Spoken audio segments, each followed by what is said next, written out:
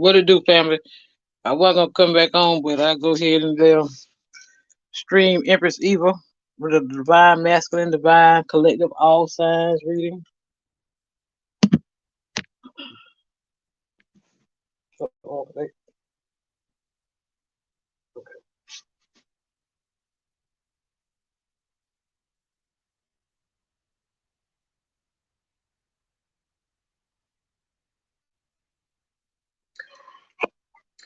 Hey, collective, welcome back, guys. Good morning. I hope you guys are doing well today. Okay, so happy full moon in Cancer. All right. Hope you guys are feeling not too emotional. Okay, my nails look a little bit crazy because I cut them down. I got tired of them being long, and I work a lot with my hands, so it's like, these nails, they're annoying sometimes. So excuse my messed up hands. Okay, because they look a little bit fucked up right now. But besides all of that, yeah, I hope you guys are doing fantastic today. Let's tap into this energy, okay? Full moons are about what is going to be illuminated to you and what needs to be released. Okay, so whatever could be coming up for you, whatever emotions could be coming up, let them out, cry them out. Okay, whatever's being exposed around you about certain people, let them go. Okay, because I'm getting a lot of exposure could be coming up here around certain karmic energies within you and also around people that you are around. Okay, or just could be anything, but all this shit here promotes growth. All right, so let's pull from the Intuit Angel Oracle. Let's see what's going on here. Let's see what angels are protecting you around this full moon. Okay, and then we're going to get into, I'm going to pull some Truth Rising cards from Fire Witch Tarot to see what karmic energies are around you, what karmics need to be released, okay, around you. We're going to see how they're acting, what they're doing, what they could potentially, what are they going to potentially do, okay? We're just going to push you to get rid of their ass. Okay, so let's see. Let's see what angels could be protecting the collective at this time. Spirit guides, angels, ancestors, please return any dark magic, any spell work sent to harm the collective and their loved ones, and me and my loved ones. Please return it back to the sender. Okay, please and thank you. We want that of all of us. Okay, let's see.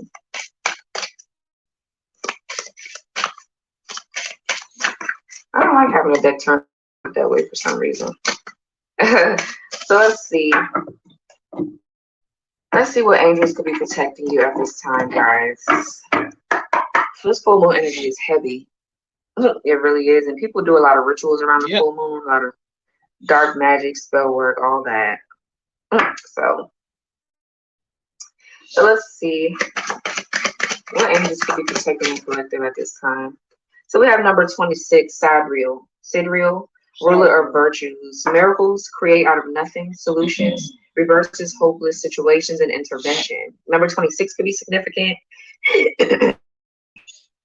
Okay, so it says, when you feel all hope is lost, I can help you successfully navigate what may seem like an impossible situation. So you might need the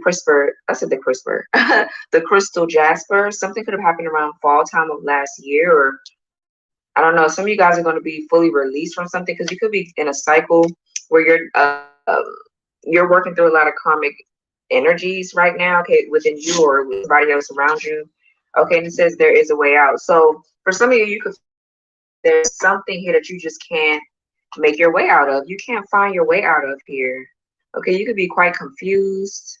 You could be feeling a bit lost, or there's somebody else around you feeling like this. All right, so yeah, flip and switch the roles and just take what resonates here. But I feel like there's going to be a solution to your issue. Okay,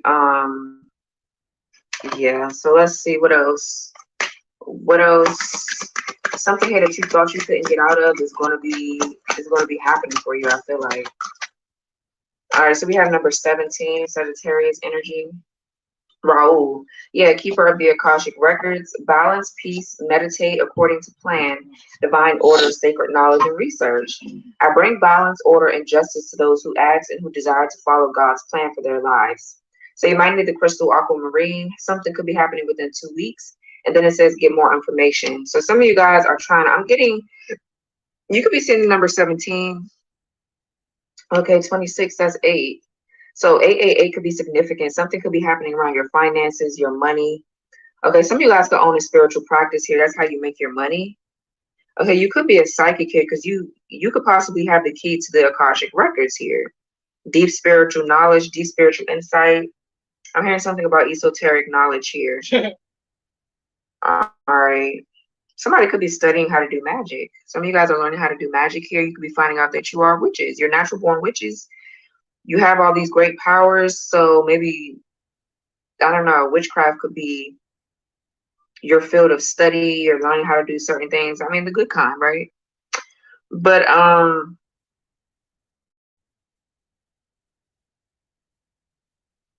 I feel like you guys are also learning how to stay balanced through whatever these energies are. I feel like this, I mean, for me, I'm really in tune with the moon cycle. So these moon cycles are very heavy, like for depending on what they are, you know, depending on if they go with, I guess, what's in my chart at the time, you know, with all the astrology and everything, it could be a bit heavy, a bit irritating. Okay.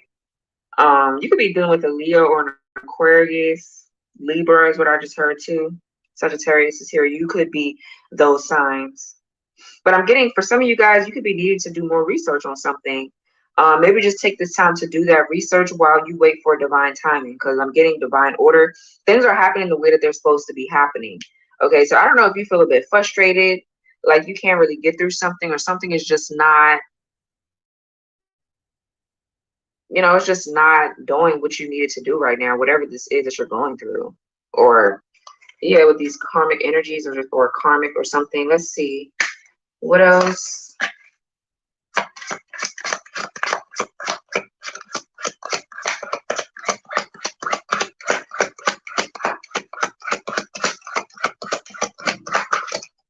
So we have number 23, Sabrail, Angel of Impossible Miracles. Yes, something else about miracles again. So something is going to be, I feel like something that's going to happen for you is going to be very shocking. Okay, you're going to be like, damn, I didn't think I can do this, or I didn't think I can get out of that, or whatever this is. It says swift, astonishing, yeah, surprises, miracles, miracle cure, spark of wonder, rapid healing, and vitality. Call on me when you need an impossible miracle, and I will set a series of events into motion to bring it about. So you might need the crystal bloodstone. Something could have happened, yeah, many timelines, and then we have surprises. So something here is going to be shocking. You're going to shockingly find a way out of something, or a way through something here. I feel like it's your strength as well. Somebody here could be sick, or you were sick. That's number 5. So there definitely could be some conflict going on here. Somebody could be the age 23, 26. All right, some of y'all could have a 17-year-old, an 8-year-old, a 3-year-old.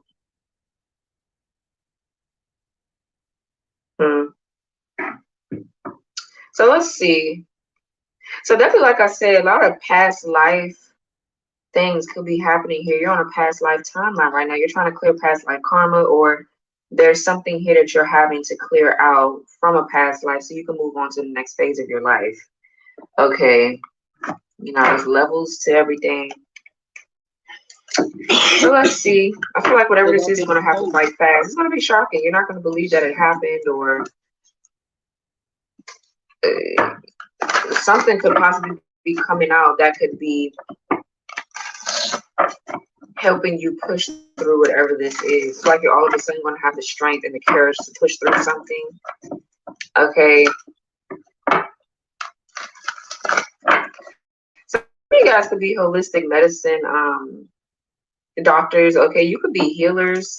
Like, I don't know, you could work in the medical field here. You could be studying for that. You could be creating something to heal. I'm hearing like something big, like cancer. You could be creating cures. Some of y'all are scientists or something like that. So I just heard you could be scientists, but you could be creating something to help heal others. There, whatever sickness here, like what, COVID, that's something that's running rapid, running rampant right now. COVID, I'm getting like cancer and things like that, HIV, AIDS. Okay, you guys could be creating something, or you're inventing something to help cure others or help heal others. You just needed to do more research on it or something like that is what I'm hearing.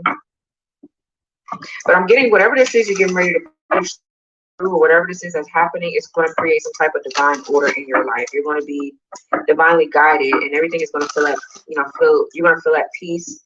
Things are going to be coming back into balance. So let's see. Let's pull from the Truth Rising. Let's see what this is. Let's see what's going on here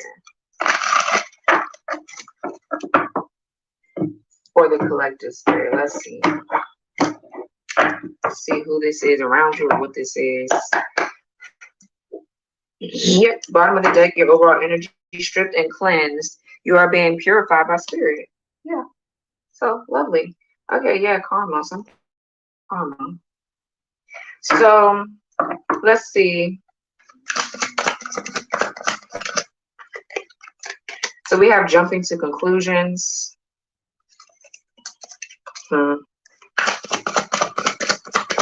Somebody could be in gymnastics. That's what you could have been when you were little, or you have a daughter or a son that's in gymnastics. Planning a secret escape. Gamble. Taking a risk. That came out in reverse. Somebody could be really good at blackjack, poker. I'm getting a Las Vegas. I'm getting like somebody could live in Las Vegas. I'm just getting that scenery.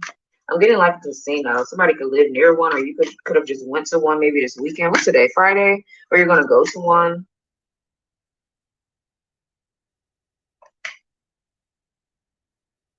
Somebody can really like whiskey. Whiskey is somebody's favorite liquor choice. I like the song too. Okay. I'm getting, what else? Spirit. Okay, temperamental.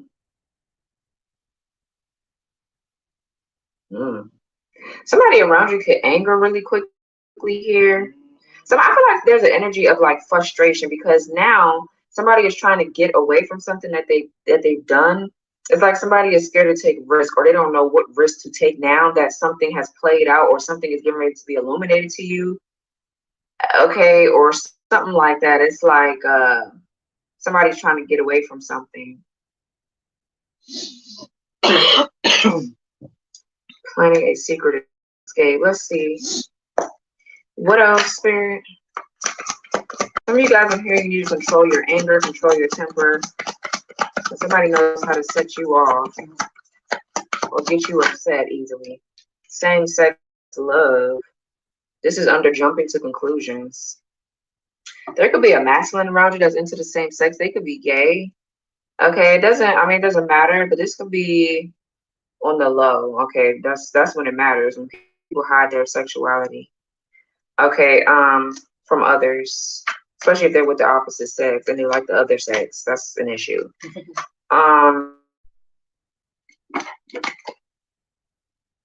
Yeah, this man on this card, I'm not gonna say they are gay, but gay doesn't really have a look to me. If you guys can get what I'm saying, because some people, it just depends, right? It really just depends. I ain't gonna get on to that, but let's see what this is. Competition. There could be a man around you that could be acting like they could be really bitch made. They could be in competition with you here. There could be a man in competition with you here. Maybe you don't know that they're into the same sex or something like that. Some of you guys could be in like a pageant, or you're in some type of competitive field at work. Somebody here could be a stripper, a dancer.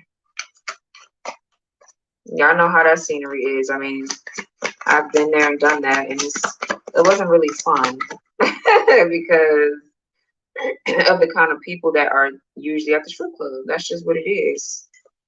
Okay, guards up. This person's guard is always up. What else?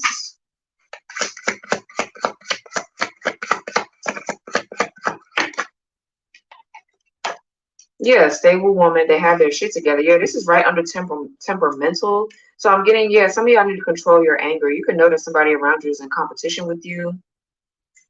Somebody could be in some type of cult or something, is what I just heard too. This person could be in a cult or something like that. This person could be very defensive.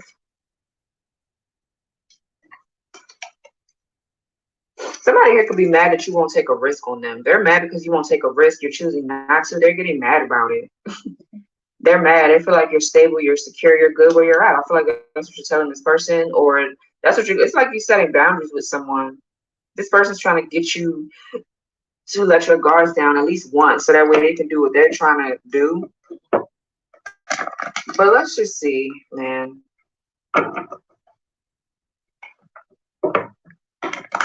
You could be the stable woman, or you could be a man that have your shit together, and then there's just somebody around you that's, I don't know. I feel like it's a man in competition with a woman. Okay, for some of you, that's just what I'm getting. This person here, they have a problem. They're very emotionally unstable. They don't know how to fucking deal with their emotions. So somebody around this full moon could be getting really emotional with you, like, and because they don't know how to control their emotions, they're gonna act an ass.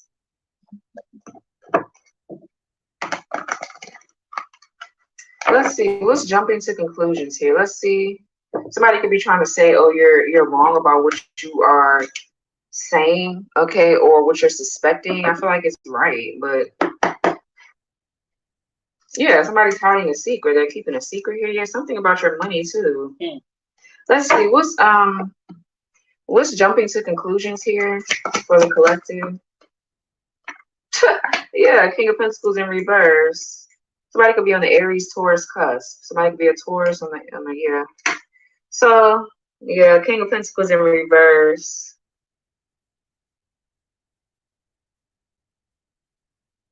King of Pentacles in reverse talks about someone that's greedy.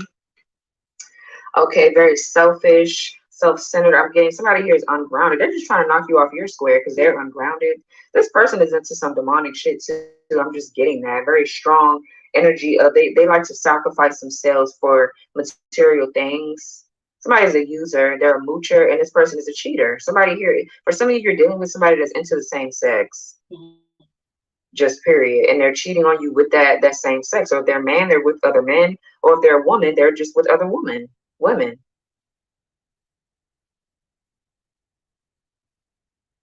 But the King of Pentacles, somebody here is losing something. Their money is fucked up. Somebody's business could have went under here. Somebody's business is fucked up here. Whoever this is around you. Let's jump into conclusions with the King of Pentacles in reverse.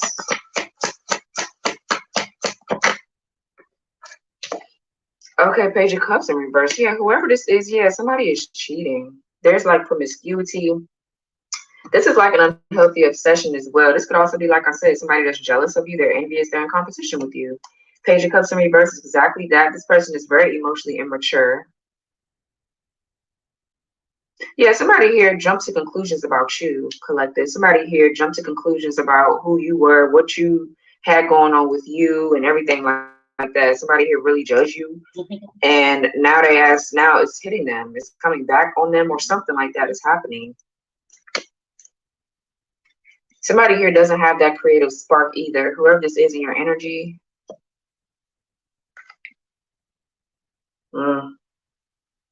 This is bad news for somebody with the Page of Cups in reverse. Who's this King of Pentacles in reverse? Three of Cups. Somebody could have a Cancer Mercury.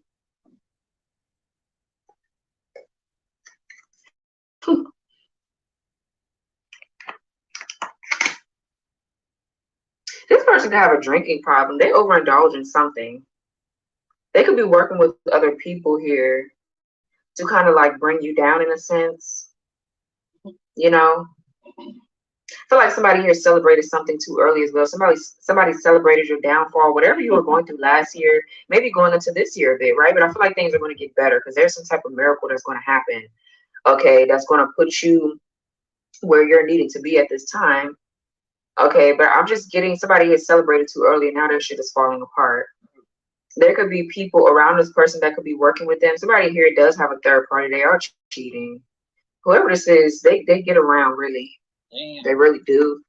I'm just getting though this person and maybe other people around this person could have celebrated your downfall. What's this Page of Cups in reverse?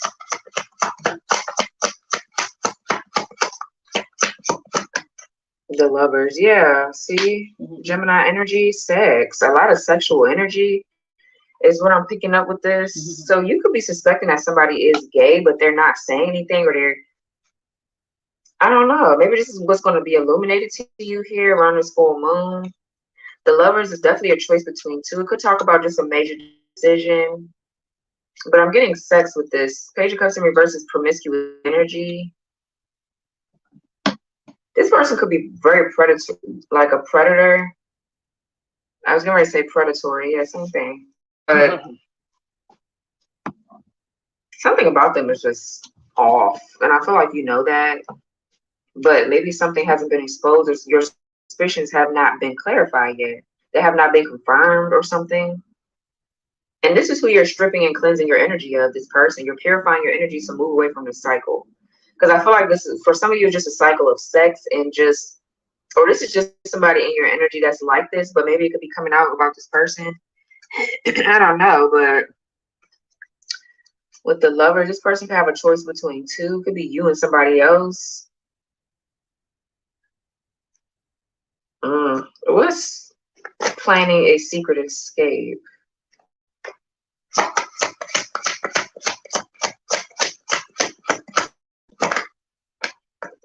Yeah, Knight of Wands, travel. Somebody here is get the fuck. This could be you trying to leave. Maybe you're needing to take a risk. Yeah, this is a risk taker. Knight of Wands is a risk taker here. This is somebody here. Usually, whatever risk they take usually becomes a success, because the Knight of Wands is somebody that's charming and they kind of like do know how to get what they want. But you know, in a positive light, the Knight of Wands could just talk about somebody that's very confident. Okay, very. They could be successful in whatever they're trying to create as well. Okay. But this could talk about travel here, movement. Somebody is moving, traveling. This could talk about somebody that's very spontaneous and adventurous as well. Let's planning a secret escape with the Knights. Page of Swords in reverse. Yeah. Somebody here needs to re-strategize, because whatever this is they're trying to escape, they can't. Page of Wands in reverse. Page of Swords in reverse talks about gossiping. Malicious gossip. Okay, talks about somebody who's sending you the evil eye. Definitely bad news.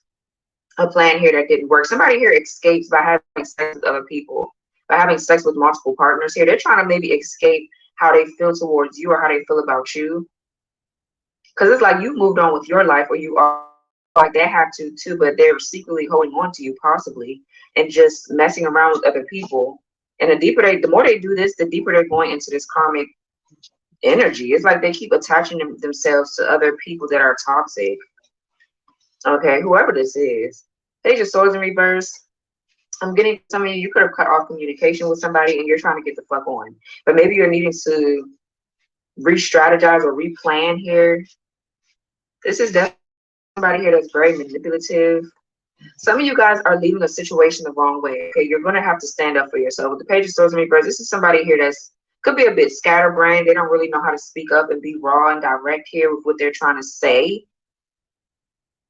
Okay, but let's just see, because for some of you, I'm getting both ways, right? It could be 50-50.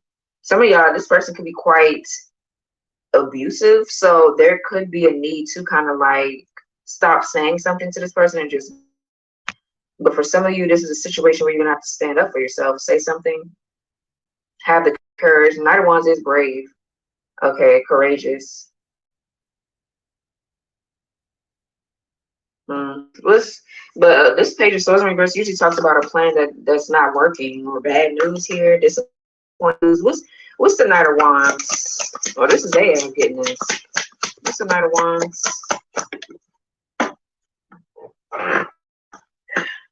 Okay, King of Wands fell out in reverse. Yeah, somebody just very immature. Whoever the fuck this is. The Seven of Swords poking out.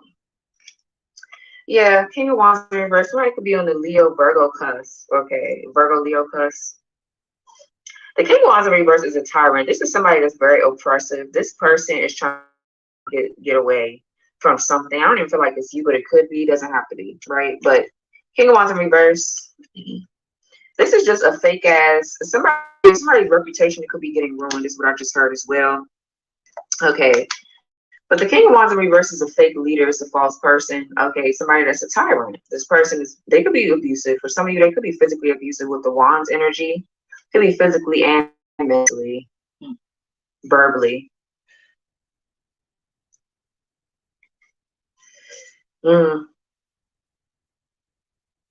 This person here tries to escape their own life, their own issues by siphoning other people's energy or by taking other people's creative ideas and making them their own. You know, this could be someone who's got some bad paper, it could be paperwork. You got some bad news through paperwork, like documents, something could have came in the mail or written notice. Okay, now this person is trying to run away from whatever this is. This is definitely somebody that's stuck in their ego. This person has a big ego. What's the Page of Swords in reverse? Some of y'all could be really scared to take action. You don't have enough confidence to do this. Okay, yeah. Ten of Swords. Yeah, they're trying to, whatever this is, could be dealing with a, somebody could have a Virgo Mercury, I meant. Yeah, the Magician with the Seven of Cups. Six of Cups.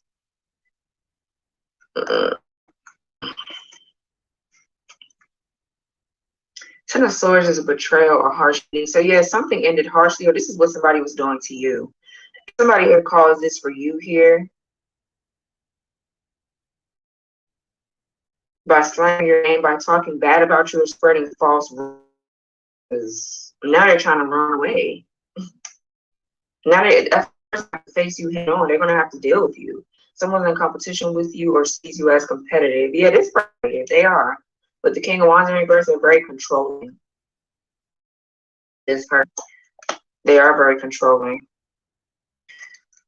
But this shit is over. Some of y'all are trying to get a divorce and you're serving this person papers and they're not too happy with this paperwork you're serving them, or this could be something going on with this person in their life.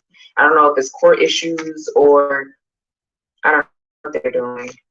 What's this gamble, taking a risk in reverse? Why is this in reverse?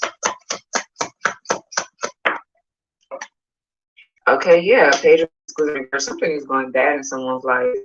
Something could be going on with someone's children. So this person can have 3 or more kids, or thing. Okay, 3 could be significant though, is what I just heard.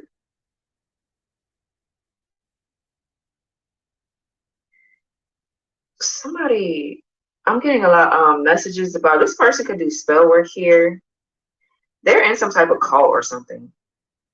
This person, Page of Pentacles in reverse, Taurus, Virgo, Capricorn energy.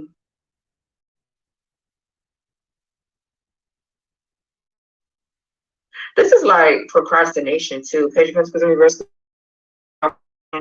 Let's see. We're gonna clarify and see what this is. This is bad news. It's about someone's money as well. Somebody gambler. They gambled away all their fucking money. This is a person that likes to take gambles in life. They like to take unhealthy ass risks. Oh, this is just how they live their life. They don't like to do things the right way. They just like to keep living this life where they keep thinking that they're going to get away with doing whatever they're doing for a lifetime, and it's not working anymore. You know, somebody here is definitely a cheater. They cheat their way through life, whether they're cheaters physically or mentally or whatever. They're just a cheater. They're unfaithful. They're very, this person here does not finish what they start either. They're very weak-minded, whoever this person is. Page of Pentacles in reverse is also an obsession with tarot and dark magic. What's this in reverse with the Page of Pentacles in reverse? Right here doesn't have the power that you have as far as manifestations, your money, your stability. And they feel like your guards are up, and it is. Your guards are up. They need to be. Okay, you had a Judgment. Scorpio, Aries, Leo, Sag energy with the Judgment. So this talks about reviewing something. This talks about an awakening. So something here, some of y'all are going through an awakening, seeing something for what it is about this person. But this also talk about this person under judgment. They took the wrong risk in something when it came down to you. Wow, the Page of Swords, the Temperance, the Hierophant, and the Star. Mm. Somebody is an earth angel. They're very much so protected. Just period. You're protected here. What's this Page of Pentacles in reverse? Let's see, what is this?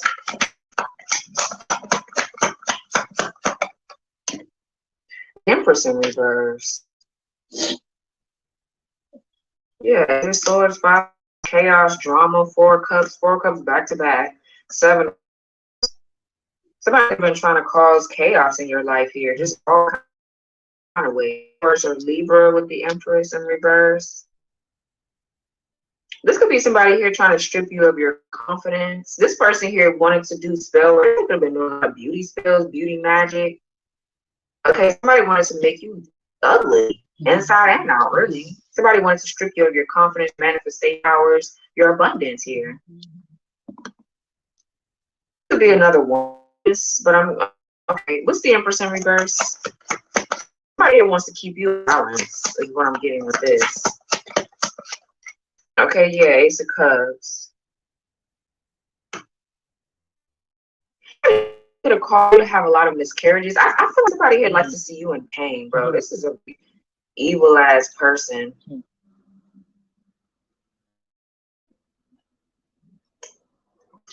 Yeah, Wands and the Devil. Somebody here really just likes attention. You could be with the Capricorn.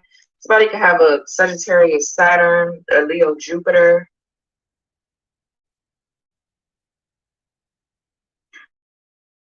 Miscarriages with this person, a lot of problems with your pregnancy with this person, or something like that. Yeah, for some of you guys, is fertility is somebody here wanted to keep you in balance, to stop you from going towards new love, or you from showing your self-love, self-care.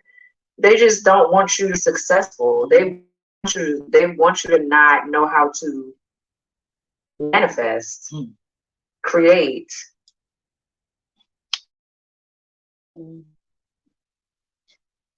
Yeah, this person.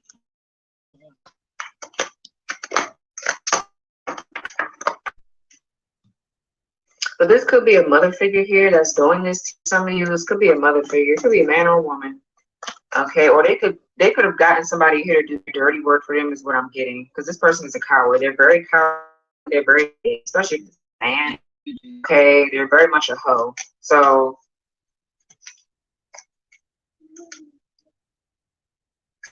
what's this temperamental? Person trying to block you from new love offers, a new opportunity handed to you from spirit. What's temperamental? Yeah, the 5 of Cups. Someone can have a Scorpio mom temperamental. Okay. So yeah, I'm getting there. Somebody here that's just stuck on the past. They really cannot get over the past. They don't want to accept that something is over. They're completely in denial.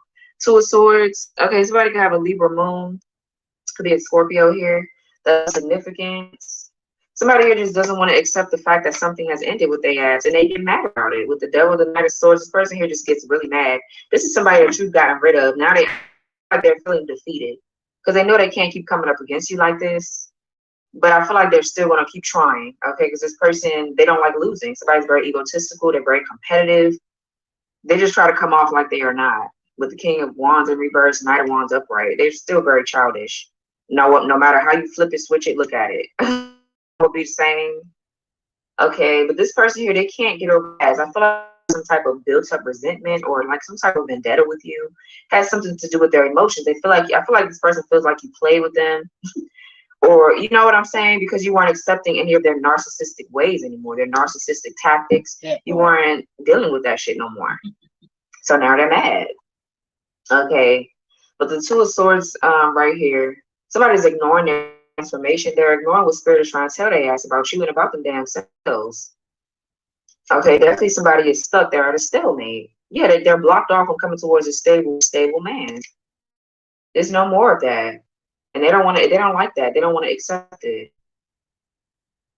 Definitely with the Scorpio energy, a sudden shift or change, you're purifying your energy. And they don't like it. They don't like it at all. They don't like anybody to grow or be better than them, whoever this is. Very childish. What's the 2 of Swords? This person has a lot of mood swings. They just are very, what's the Two of Swords? Yeah, Judgment again. Yeah, they're under judgment. They're blocked from coming towards you, just period. Yep, the High Priestess, the Star. A lot of you guys are definitely into something spiritual. But some of you guys, you could be doing spell work. You could actually be doing work, right? Some of you guys are learning how to do that to protect yourself. It's not like bind nobody to you or keep them stuck or whatever. But y'all doing spell work to protect yourself. What's wrong with it? Just period. At all. Some of y'all might be into that.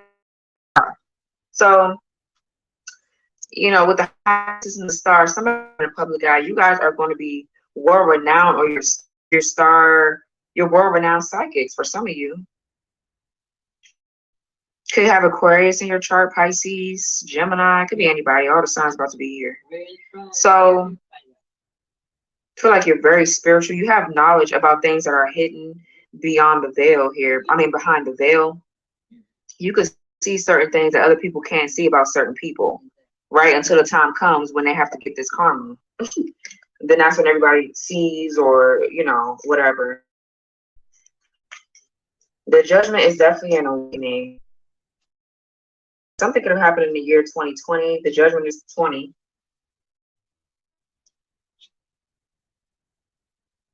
That's something about your stability.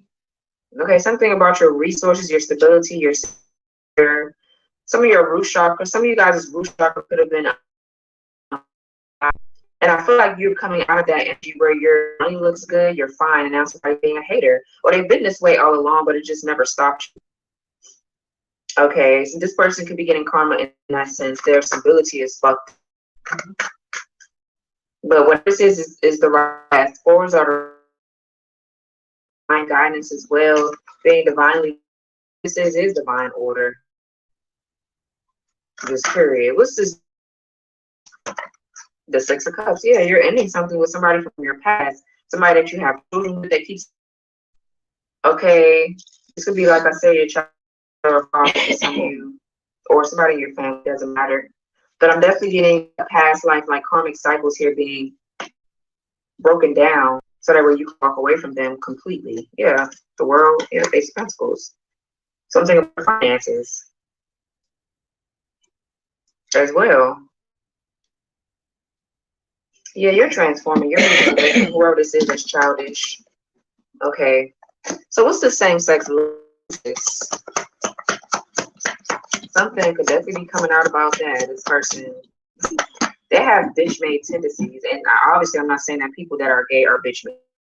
But whoever this is, this person does not have a good balance of masculine and feminine. They're more feminine than they are masculine. They don't know how to balance that shit out. They get emotional.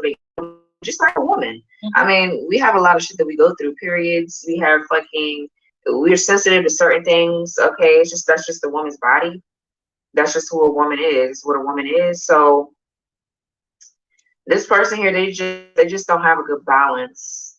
They just, I don't know. They're a mess though. Just period.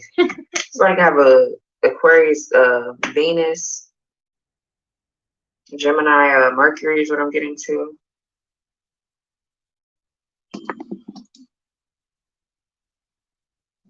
So, yeah, Five of Swords is somebody here feels defeated. This person here, they feel defeated. Okay. I'm getting like anxious energy. Somebody feels nervous.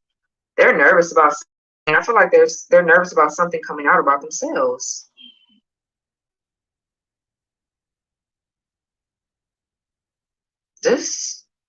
I don't know. I don't like this person. they get into a lot of shit that you don't even know about. What's this Five of Swords?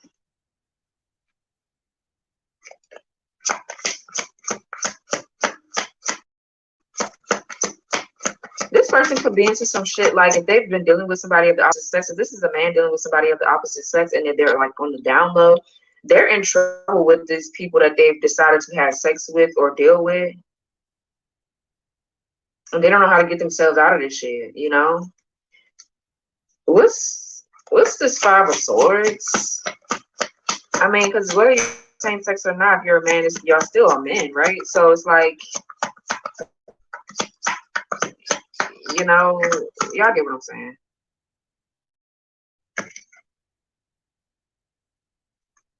Seven of Cups in reverse and the Ten of Pentacles.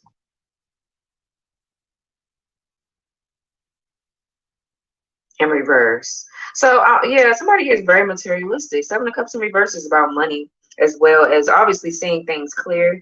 Definitely getting something about this person is exposed. They're losing everything, right? Because you see through the veil, you see something very much so clear about this person. But I'm getting somebody here could have been doing something illegal. They were doing something illegal to make money. Or they were doing something involving the same sex to make money. I don't know what this is. That's why I feel like this is like a cult, a dark one, or a coven of this person sacrificed themselves to have this life, whatever the fuck this is. But the Seven of Cups here, something is coming out. Somebody's having a reality check, and now they're trying to it's like somebody's trying to crawl or climb their way out of something, and they can't do it. So it's like they're doing underhanded shit to keep themselves a bit, you know. Ten of Pentacles in reverse is a loss of money and empire. This could be, like I said, a divorce. Some of y'all are getting a divorce from this person because you're seeing something about them. Okay, something that has to do with the same sex. For some of you, I don't even like talking about that shit. I don't, because that shit could be offensive to some people, and I don't even like going there. So we're not gonna keep talking about it. But the Ten of Pentacles in reverse is also somebody here that's faking their wealth. Somebody here does not really have all that they proclaim to have. Okay, and if they did, they lost it. All right. Somebody could have stolen some money. Definitely could have been trying to steal a lifestyle that's not due to them. It's not, I mean, this is not this is just fake. Whatever this is just fake. I'm getting somebody here, yeah, so much Five of Wands, Ten of Pentacles. Something about this whole Ten of Pentacles. Money. Could be an inheritance here. What's the Nine of Swords?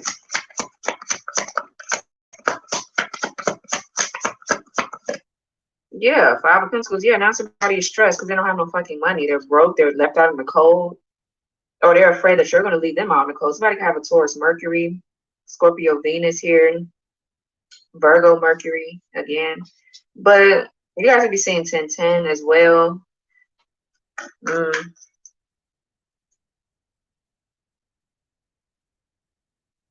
Some of y'all could just you guys, for some of you, this doesn't have anything to do with somebody here that's keeping themselves on the down low. Some of y'all could just be you're dating the same sex. You guys could just be gay. People already know about it already, you know, and that's just what your lifestyle is. But I'm getting somebody here that's down low. Somebody here is not, there's somebody here that's sensing somebody is that way, but they haven't told them yet, and they're sleeping around with other people, which could be risky. I mean, clearly, right? All that shit could be risky. Doesn't matter if they're different sex or not, you know. But yeah, this is this is messy as fuck. Okay, what's this competition card? Seven of Pentacles.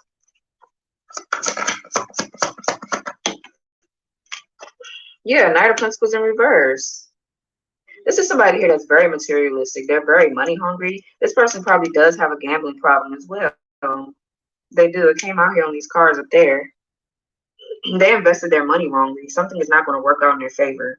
They've like built this shit up. So now they're looking like, damn, look at all the shit I invested in. Look at all the money, time, effort, energy I put into something, and now I'm losing everything.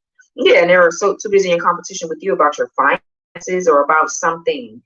Okay, for some of you it's different, but for most of you, I'm getting it's about money, how you make your money. I just feel like somebody's been trying to knock you off your square as far as your money, so that way you can't live an abundant life. You won't even have them. Like if you're broke right now, if you were broke, or this person calls that for you, you're not even going to be able to get new love because you're going to be so focused on trying to get your money together. It's like somebody does not want you to be stable enough to grow. As far as your relationship goes, just your life in general. Somebody just doesn't want to see you grow in any kind of way. Okay. Knight of Pentacles in reverse is somebody that's very irresponsible. Very much so weak-minded. This person could be a deadbeat parent. If you have kids with this person, they're a deadbeat.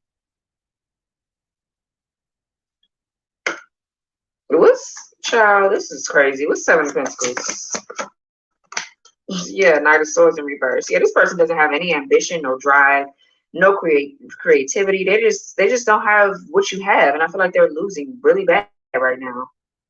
They are. Knight of Swords in reverse is, I'm getting this energy of now they're a coward. Now they're going to act nice, or now they're scared to really face you head on. It's like, well, you gave them what they wanted. You wanted a competition. Okay, I feel like you ain't really have to do anything. You're just here. You're living your life, and that's competition enough.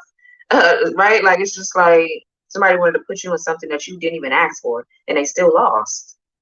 Knight of Swords in reverse is definitely, like I said, somebody here is a follower. This person here seeks validation a lot. They're a follower.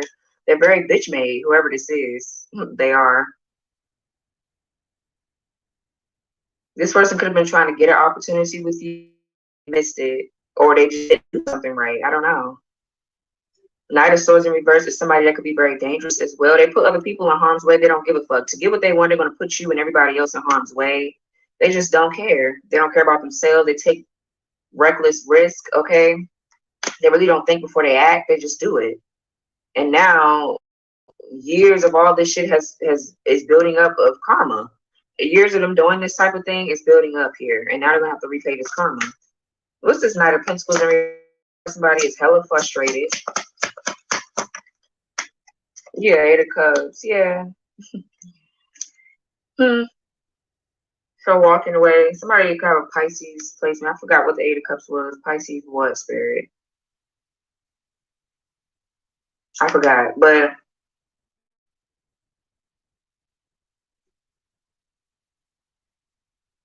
I don't know. I forgot. But the Eight of Cups, yeah. So this is like walking away here. Somebody feels defeated. This is them walking away. I feel like now they're looking at themselves. They're looking at themselves. Or they need to. Yeah, because God has stepped in. Karma has stepped in to protect you. Definitely getting, you're protected. You're very much so protected. Okay, Eight of Cups, so it talks about self-discovery. It talks about introspection. What's the Eight of Cups? Let's see. Because I just feel like they feel defeated.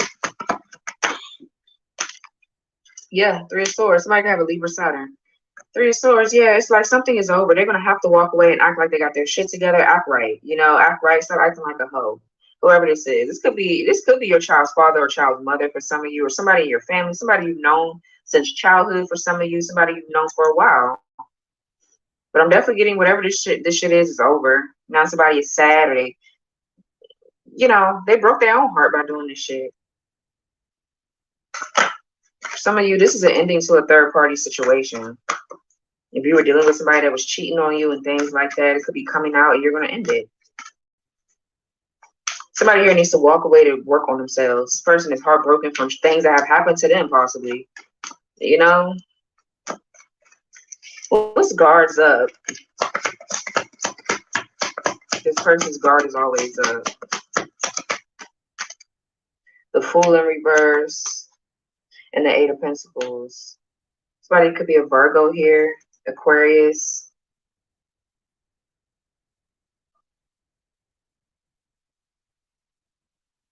So I'm getting the energy of somebody's finally realizing why they haven't gotten anywhere in their life, why they're unable to take a leap of faith in their life, why they are so stuck.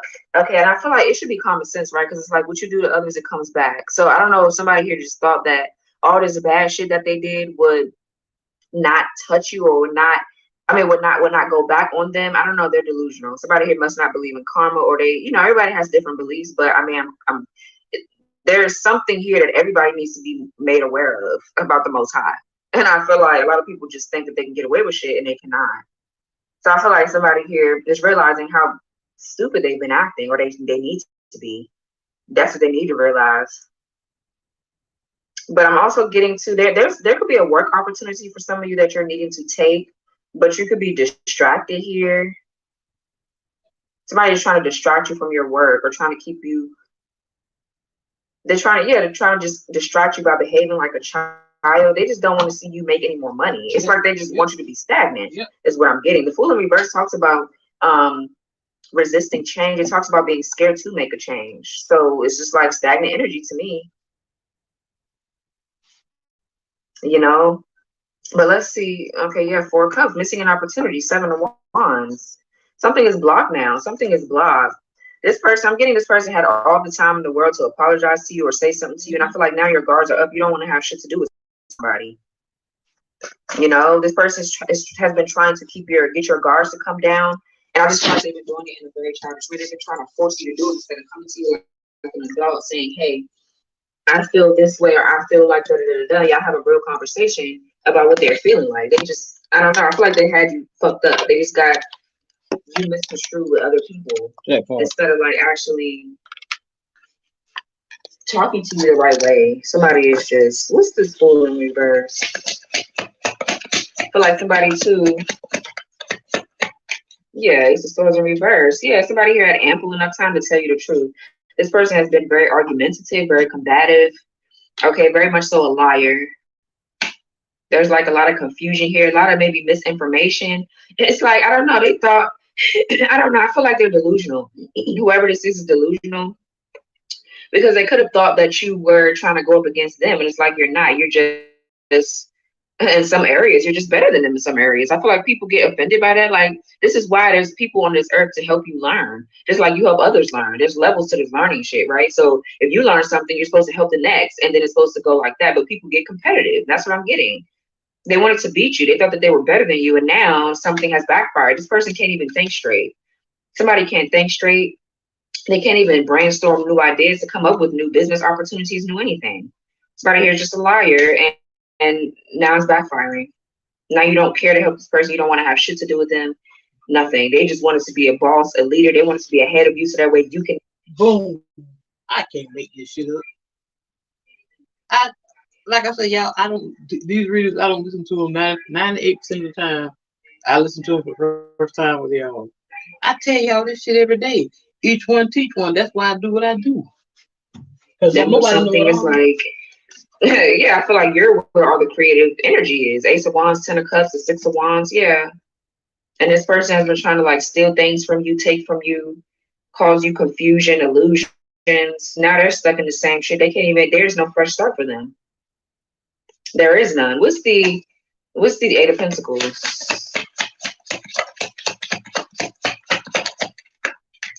Okay, yeah, King of Pentacles again. Whoever this King of Pentacles is in reverse, yeah, this person is fucked up. Actually.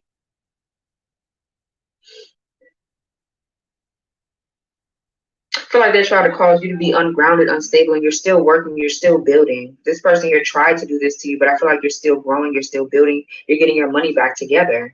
And I feel like now you have your guards up. I feel like you're not going back to somebody here to. I'm thinking I'm not streaming on my laptop. I'm using one of my other devices, and I got it in here in the bathroom because it seems like the sound be better when I record in the bathroom. And I'm in the room pulling up clothes. I see you change your name, Princess Twilight. How you doing, my love? Broke you on purpose. That's just crazy to even do that. Really. Yeah, what's this King of Pentacles in reverse right here with this Eight of Pentacles? Definitely something about someone's work is fucked up. Yeah, the Strength card. Yeah, this is you, Leo energy. You overcame whatever this is. You overcame it. Your strength is like impeccable. Somebody is trying to figure out like, damn, how did they, come up out of this energy of poverty?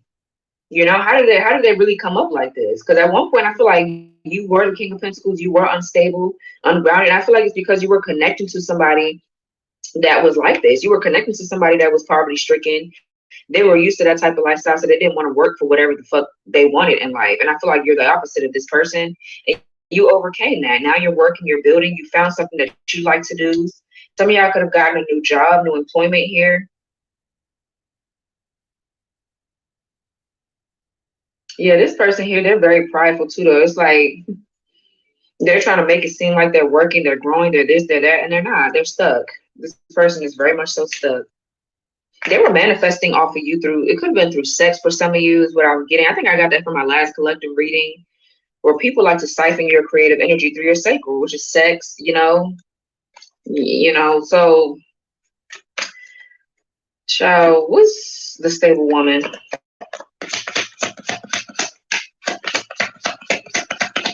Two of Pentacles, Three of Swords. Yeah. Somebody could have another card of Libra, Saturn, and Capricorn, Jupiter. Somebody could have. So I'm getting, yeah, you're ending something and you don't give a fuck if this person is temperamental or not. You're ending something and that's just what it is. I feel like you're stable.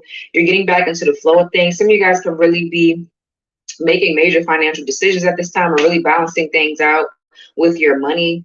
Okay, but I'm getting you're trying to heal from a heartbreak. I feel like whatever this is that hurt you from the past, it could have played on your mental a lot. Okay, could have really caused a lot of heartbreak, a lot of pain. I'm getting you're learning how to balance your emotions when it comes down to this connection. Because for some of you have kids with them, so you're gonna have to deal with them in some type of way or something like that. I'm also getting somebody in your energy because they couldn't make a decision between you and somebody else. It's ended. It's over. It's too late now. This person has lied. They've schemed. They've done all this shit, and now the shit is over. Yeah, it soars with the moon. A lot of fear here.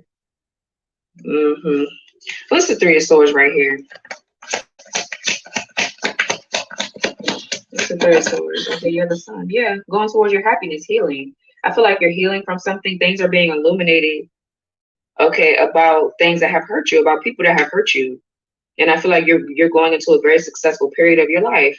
Happiness, success, joy, comfort, being comfortable. Okay, but definitely illumination though. Definitely illumination, enlightenment.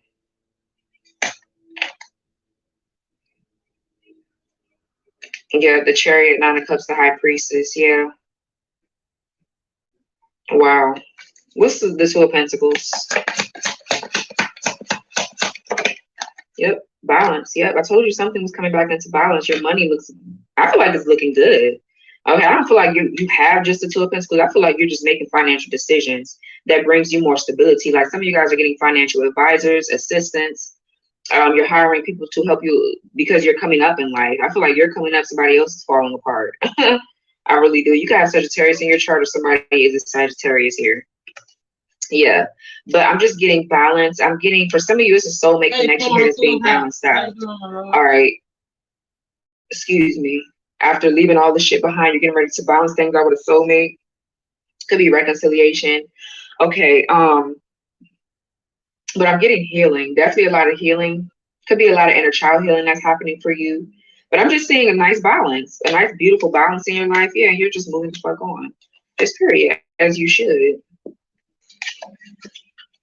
So whatever this was right here, I feel like it's a miracle for this person to leave you the fuck alone. I feel like that's what it is. That's what the miracle is. Somebody's gonna all of a sudden stop bothering you, stop blowing your phone up, stop texting you, stop, doing all this dumb shit. Because I feel like somebody was really trying to come up against you, and now they know that you're the winner here. Something that, and I feel like it's, yeah, incubus or succubus spirit. Definitely, I got that from this person. They like to drain you of your energy through sex. Kids are a factor in this. Yeah. So that soul tie with this person is over. It's over. That spell that was here is broken.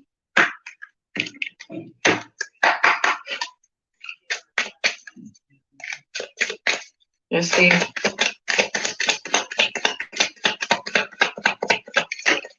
Unblock me now. Yes, I told you somebody is very demanding, very bossy, very forceful. It's like they don't like feeling blocked. They don't like feeling blocked from your sexual energy too, is what I'm getting. They don't like feeling like you don't want to fuck with them or you don't want to have sex with them or something. Yeah, I'm secretly plotting against you. This person could have been trying to use other people to get you to unblock them. They could have been trying to send people to get you to give them some type of attention in a way. I don't know, child. What's this planet A secret escape? Paternity or DNA test needed. Yeah, I told you, because somebody here gets around. We do have an Empress in reverse.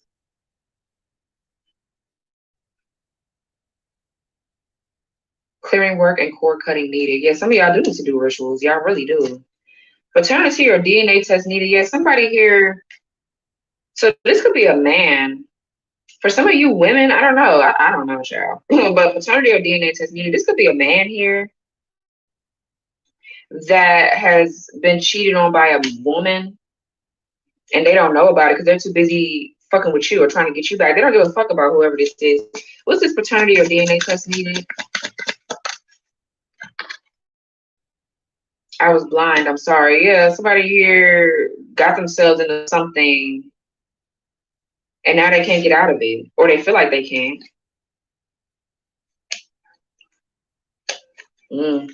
What else, Spirit? Somebody can put you in a third party. I want to control you. Yeah. What else? He or she likes it toxic with me. Yeah, somebody was teaming up with someone else. Yeah, family brings you down, husband or wife. For some of you, it's a husband or wife here that's been doing this to you, or if this is a third party, this is their husband or wife. He or she likes it toxic with me. Yeah, this is why somebody you couldn't choose between you or somebody else because they like that toxic shit with this person. Somebody can have an open relationship or a relationship where they like to overindulge in sexual activity. Like, so I'm getting, you know, not to judge nobody's sex life, but I mean swingers. Swingers are a thing. People can have swingers, or they what's that I forgot what else it's called. Okay, those words are a bit explicit, so I'm not gonna say that. But it has something to do with, you know, I ain't gonna say all that. But somebody could have that type of lifestyle, and this is what's happening. There's somebody here like to indulge in that shit, and now this shit has backfired. Oh, child. What else? This is a very sensitive topics. Yeah, STD or infection. See what I'm saying? Yeah, and it came up over the same sex love. What else? So y'all really need to be careful. I'm about to put trigger warning on this one. This is a trigger warning. You're not the only one. Yeah, clearly. Competition. Somebody put you in competition with somebody else. That's a damn loser that gets around. They don't protect themselves or anything. They try to make you jealous over somebody here that, please, what else? They got with somebody just to make you jealous. They hate it there. They don't even like being there. I feel I do not deserve you. Yeah, and now they're insecure. They feel a certain type of way. They can't even come towards you and tell you the truth, so they're holding back. Their money is fucked up. Everything is just fucked up in their life. What else? They have more money than you. Yeah, now somebody... I want you for superficial reasons, image, money, and benefits. Yeah, secret baby or child. So, yeah, it's like now somebody is realizing that they lost. You have more money than them. You know, it's like they lost here. Whatever this dumb shit they try to against you. But a lot of they try to use here. It's like that shit is dumb. I listen to the reader just for confirmation. Very fucking childish to try to like what? I already know this shit.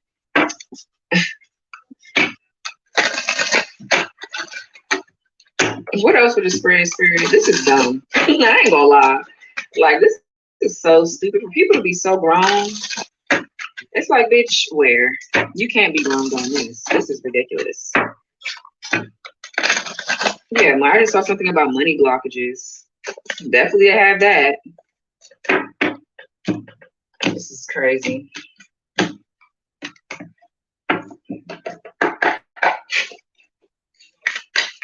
What else, Spirit?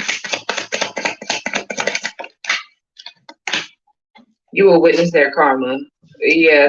That motherfucker tried to damn keep me stuck and stagnant, try to damn, try to stop my money and shit. And they do nothing but stop his own damn shit. Running around here talking about, oh, I don't know where my luck went in all of a sudden. I said, the minute you told me that shit that night about dropping my shit, that's when everything stopped in it. But you a Christian. Well, go around, come around. I told you that same night you said it. I'm ready to see somebody fall apart in front of you. So this could be somebody that you live near. That y'all are in the same community for some of you. That doesn't have to be. Okay, or you're gonna see it online for some of you. I just heard if you don't live near somebody, they're jealous and in competition with you. I mean, it's crazy. What else? Yeah, that's clear. What else? Constantly comparing themselves to you. Someone in your immediate circle is the one causing energetic chaos. Haters will try to convince you to just give up, and then you have following you on fake accounts. Yeah, somebody's a stalker, they're spying, they've been preying on you for a minute now. Whoever this is, they've been trying to convince you to like stop doing what you're doing, give up, it's not going to work, or something like that, whatever you're working on. And because they've been trying to take your place. This is crazy. Collecting dirt on you.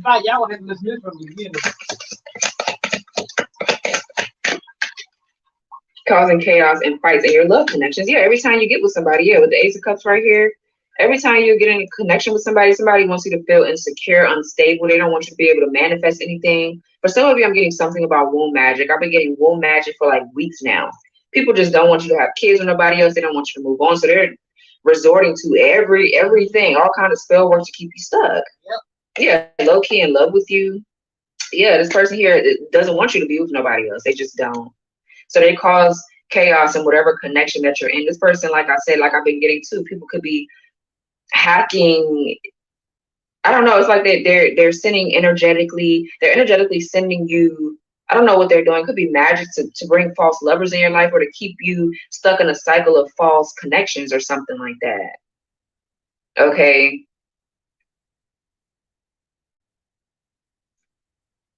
But yeah, this shit crazy. So it says sending you the evil eye and trust no one. Yeah, you can't even trust whoever this is. I feel like you were close to them at one point, or y'all shared some type of memories. I think if you read this guy, get Burger King for me. No, I'm not buying Burger King. I'll make something, but I'm not getting Burger King. No, sir. We're not going to keep eating out like that. Okay. Okay, thank you. I'll fix something for you, though. What? I'll fix something for you. I got you. Because there's plenty of food in there already made. Okay, what is going to be? I don't know yet. He said he want to know. What's up? This boy, I'm like, no. No fast food, no. I think I'm getting a cold. I started sneezing and coughing all of a sudden in the middle of the night last night. I've been coughing off and on all day. Anyway, and then it's like he just ate. I don't know why he act like he's so hungry. He just ate like pancakes and sausage. It's 9:57 in the morning. Boy, bye. So let's see. What else? Yeah. They are making fun of you. Yeah, they see your true potential and are threatened by it. Yeah, and then it says they are making fun of you. Their life is in shambles. This person here is so much focused on you. They're not even focusing on the bitches that they're having sex with, that's giving them infections and things like that. It's just like, it's crazy. This is ridiculous. It's like, bro, you have bigger fish to fry. Like, damn, I actually want some fried fish. Or some salmon. I want me some salmon though. Okay, what else? What else? Some fish with some hot sauce on it? Yes, some grains, cornbread. That sounds good. So low key in love with you, yeah. This person is heartbroken. They'll claim I did it first, knowing damn well they got inspired by you. Yeah, stealing your ideas, stealing your work. Yep. Just everything about this is ridiculous. Yeah, people been stealing my shit. They got scammed trying to do spiritual work on you. Yeah, this person is obsessed with you. They try to use somebody else to make you feel a certain type of way. And when they found out you didn't give a fuck, they try to do something else. It's like you don't care about who this person is with. They care about who you're with. And I feel like the more you stay controlled, the more you have discipline over yourself. Okay, yeah. Personality disorder. They don't know how to be themselves. Yeah, this person has multiple personalities. But I'm getting people around. The more that you're yourself, the more that you are controlled, you know how to control your emotions and don't fight back or don't spaz out when this person tries to do some shit in front of you. They're exposing themselves. It's like people are saying that this person is weird as fuck. You're not even paying no mind to this person, and they're doing all of this. It's like, bro, are you delusional? Like, people are figuring out that this person is delusional. Keep reminding them how fantastic you are, period. Yeah, by setting boundaries, I feel like you're doing that. Something has been blocked for your protection. Yeah, so now, I feel like your spirit guides and your angels have gotten tired of this person. They're blocked from coming towards you. They're blocked from taking any more leaps of faith, probably in their own goddamn lives. They're blocked from acting negative or trying to like, because I don't know, this person could have thought that you were naive or you weren't going to stand up for yourself or whatever, or you were still insecure. Maybe you were insecure back then, or you didn't really have much love for yourself. Now you do. I feel like this person still thought that you were going to operate out of this low vibrational karmic energy, and you're not. You became a divine feminine or a divine masculine. You grew. You really came into yourself here. Yeah. And that's really who you were all along. I don't even feel like this collective that I'm picking up on you guys. I don't feel like you were ever bad people. You didn't do anything perfect, but you were not bad people. Ain't nobody perfect. You know, you've always had a gift. And I just feel like you're tapped in now. You're fully tapped in. That's why I see you. Now you're high ranked in the spiritual realm and everything. And now you're protected. Yeah, because of all the work you did, all the demons you defeated. Mm-hmm. Your energetic come up drains their demons. Yeah, I told you. I like and X is hella jealous of you because you're doing better than ever. Yeah, this is a bitter ass X. I like a bitter ass like X. They can't come at you alone because they're scared. Yeah, this is so they need other people. They need third parties. This person here got with a whole bunch of third parties to make you jealous. It's like, bro, you gotta be like for real. Please be for real. That part. Y'all want to hear something else? I promote the best over here. And they know it. They know I promote them over here, and they thank me and they appreciate it because that's what we're supposed to do. Just like she said earlier, each one teach one. It's a message. I feel like it's a message that somebody need to hear. So that's why I do what I do. You know, everybody don't listen to the same readers because I sure could listen to a whole bunch of readers because I find out they a bunch of karmic readers. So the ones that y'all hear me constantly play over here are the ones that I listen to faithfully, and I know they tapped in. And like I say, they know I share their readers, and they tell me they love me for doing it. Because that's what we're supposed to do. We're supposed to help each other out. Lift each other up.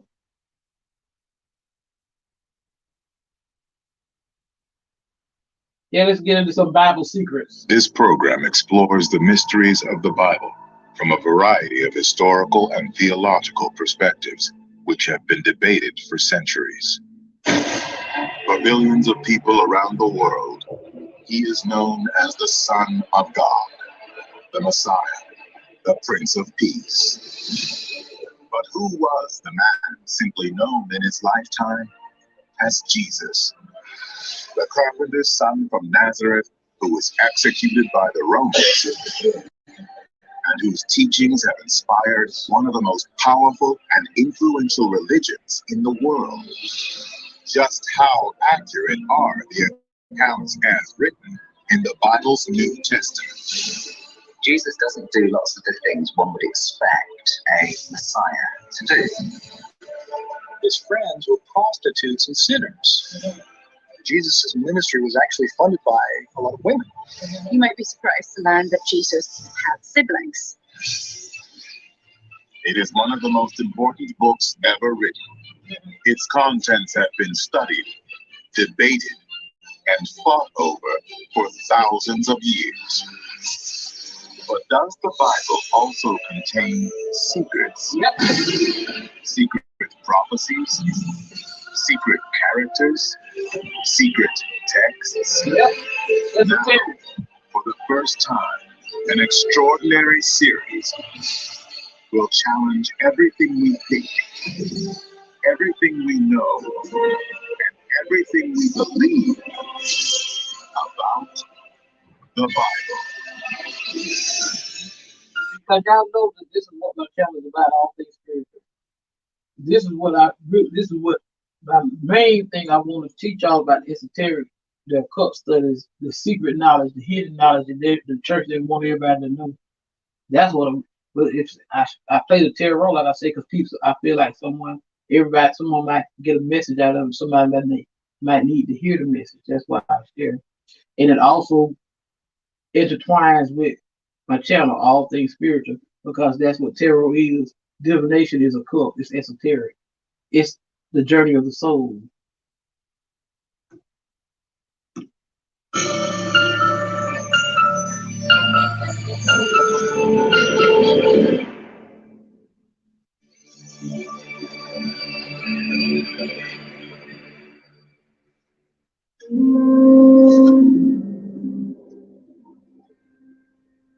ancient kingdom of Judea more than 2,000 years ago. It was here, according to the New Testament Gospels of Matthew and Luke, that the infant Jesus was born to a young woman named Mary and her husband Joseph. But, believe it or not, the actual year of Jesus' birth is uncertain. For centuries, the year 1 AD, or Anno Domini, the year of our Lord, was assumed to be correct. But recent historical research has proved otherwise. Jesus is born somewhere between 4 and 7 BCE, because Herod the Great died in 4 BC, and Jesus was born during Herod the Great. So this is one of the secrets that scholars know, but most people don't think about. Those who made the calendar, they dated the birth of Jesus incorrectly. And we still live on a calendar where Jesus is actually born 4 to 7 years BC. But the exact year of Jesus' birth is not the only historic fact that seems to differ from tradition.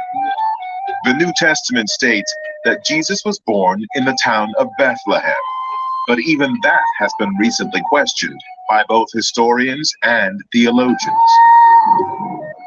Jesus is said to be born in Bethlehem in both Matthew and Luke. In fact, historians today widely think that Jesus was not born in Bethlehem, that Jesus was born in Nazareth, the hometown of his parents, Joseph and Mary. According to the Gospel of Luke, prior to giving birth to Jesus, Mary and her husband Joseph would have been required to travel to Joseph's birthplace of Bethlehem in order to take part in the Roman census. But recent scholarship has indicated that the only likely census during that period was the census of Quirinius around the year 6 AD. We know a lot about Roman censuses. After all, the purpose of a census was for taxation, and the Romans were quite adept at keeping documentations when it came to taxation. There is not a single scrap of evidence that these people were to be counted not in the place of residence, but in the place of their father's birth.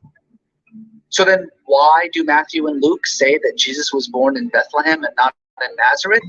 Because according to the prophecies about the Messiah in the Hebrew Bible, the Messiah is supposed to be born in the city of David, which is Bethlehem. Why is there a disparity between the biblical account of Jesus' birth and the results of research by mainstream historians?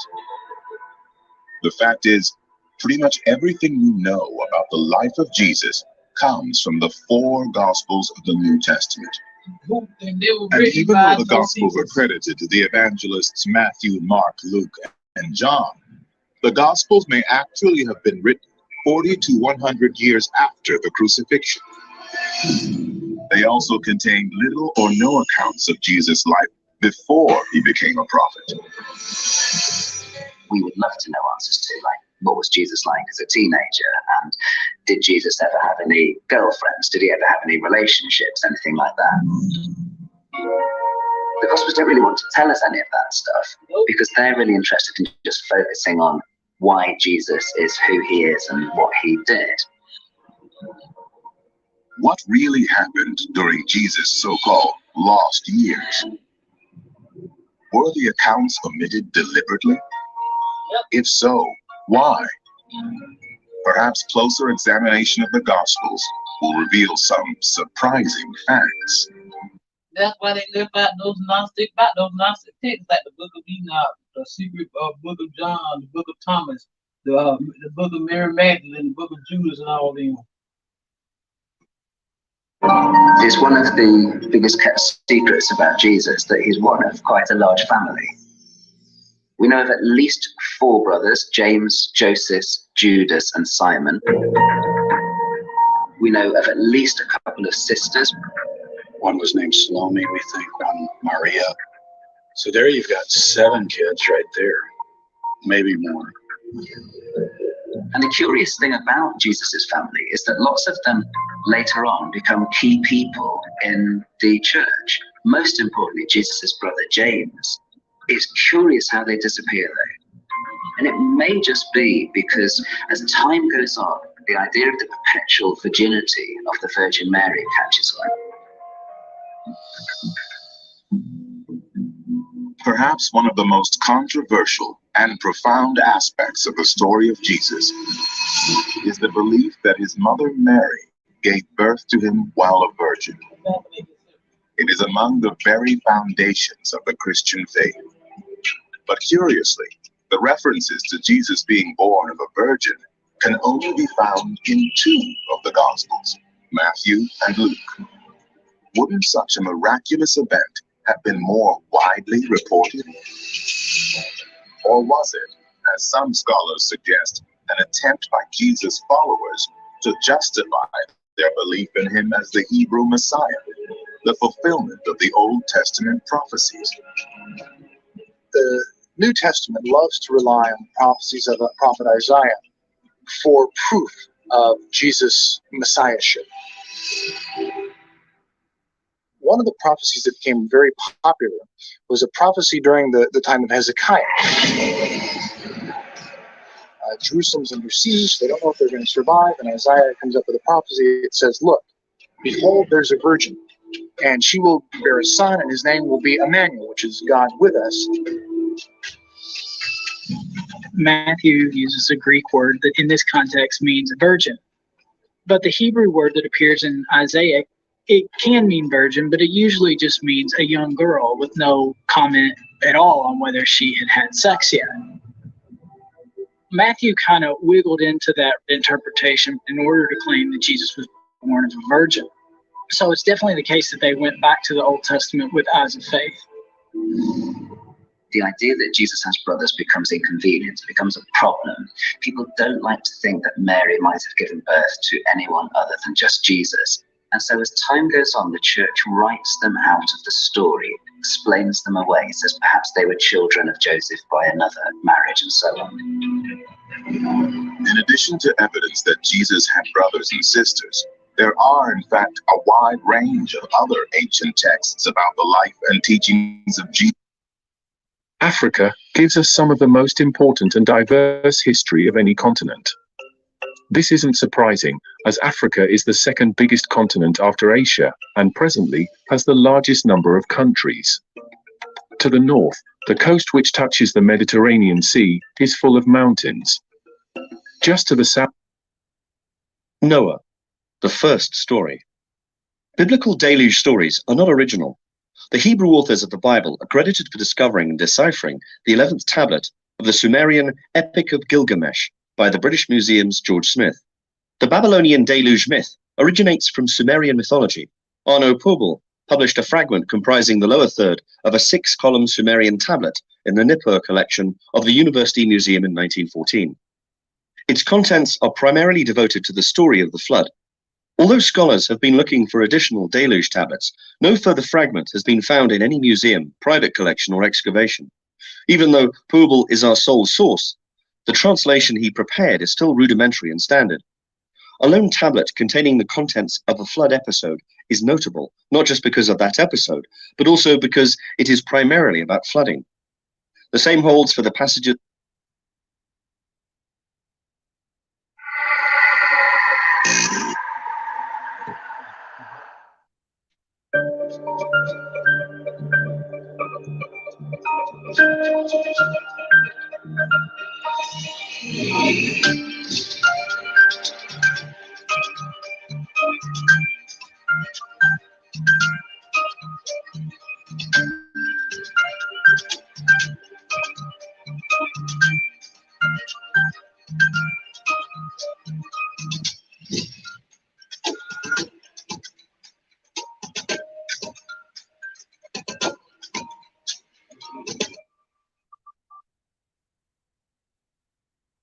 What is the universe? Who are you? Are we alone? Nope. Many are the theories that provide plausible answers to these questions, but will we ever find a reliable one for all of them? More and more proven analogies suggest that there was a contact made here. on Earth. For 2.5 million years, our historical ancestors lived in caves. But then suddenly, everything changed. Human beings began to build huge monuments all over the planet. But how? And why? Were there perhaps other non-earthly beings who helped to show them the way? Our ancestors considered these beings precious. They worshipped them as if they were gods. In fact, in many of the cultures that have inhabited the earth, the center of the human mind has often been associated with the center of the earth, and the center of the earth as the center of the universe. This center is depicted in the shape of an egg, the cosmic egg, and is present in some cultures as the third eye. Were the ancient aliens involved in this too? So these entities aren't a threat to us, but they want to help us. Can ufologists confirm this theory?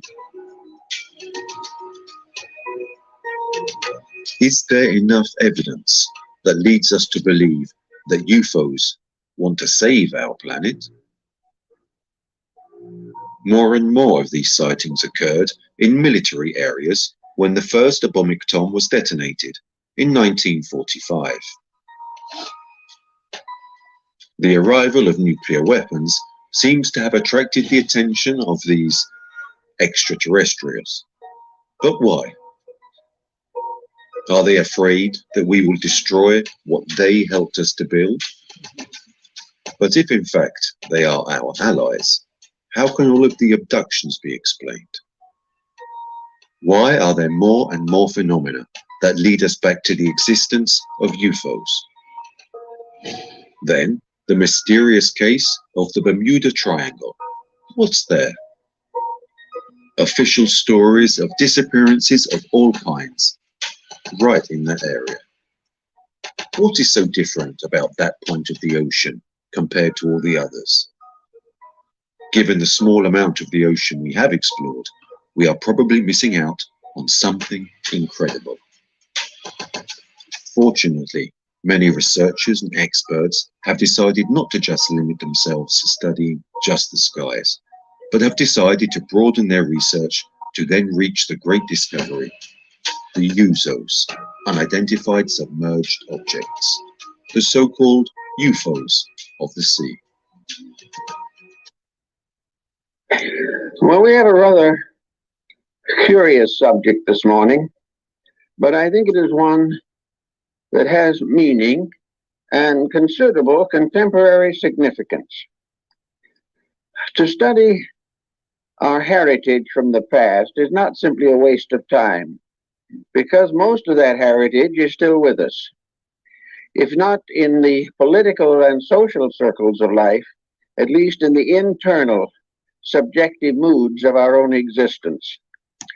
At a very early date, it became evident that the human being was in serious difficulty trying to understand where he was, what he was, and why he was.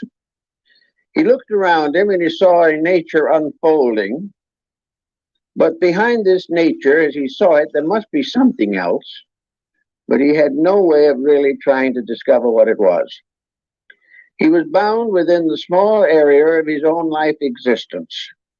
His expectancy in those days was very little.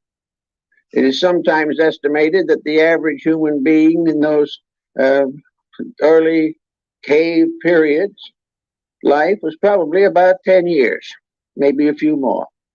Many of them didn't reach majority at all. So it was a strange world with everything happening and no explanation for why it happened. Gradually, it became obvious that the human being had to have some type of internal existence, which would carry with it faith and hope in his material life. Gradually, we find the rise of various beliefs, probably some of the earliest sort of shamanistic, the belief in spirits and ghosts, all this type of thing. All these believings came not from a carefully studied or planned exploration of nature. They came from a desperation of an individual or group of individuals struggling desperately for hope, to escape from loneliness, to no longer be an isolated creature in an unknown world. The human being was very much like a castaway on a desert island. He had no resources available to him except what he could contrive with his own ingenuity. As time went on, there was inevitably a demand for some type of organized faith, faith in realities that were not visible. But how was the primitive man going to analyze invisible realities? How is modern man going to analyze them? Actually, it all seems to have arisen within the person himself. The desperate need resulted in a kind of solution, a solution that was sufficient for the moment, and which it was always hoped would be improved and perfected in the course of time. This temporary solution is still the answer that we have to use. But with all our progress, with all our skills, with all our intellectualism, the individual is still lonely. He is still comparatively helpless in a world infinitely too great for him. Now he not only has to combat nature or adjust to its circumstances, but he must try to survive the complex situations set up by human nature in this little thing we call the earth.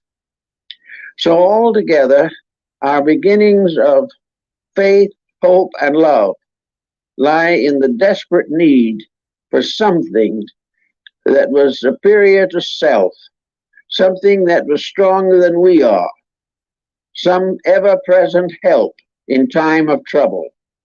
Trouble was common, help was scarce. The individual went through countless miseries and misfortunes, but there had to be some hope, something to sustain the struggling creature in its long evolutionary path.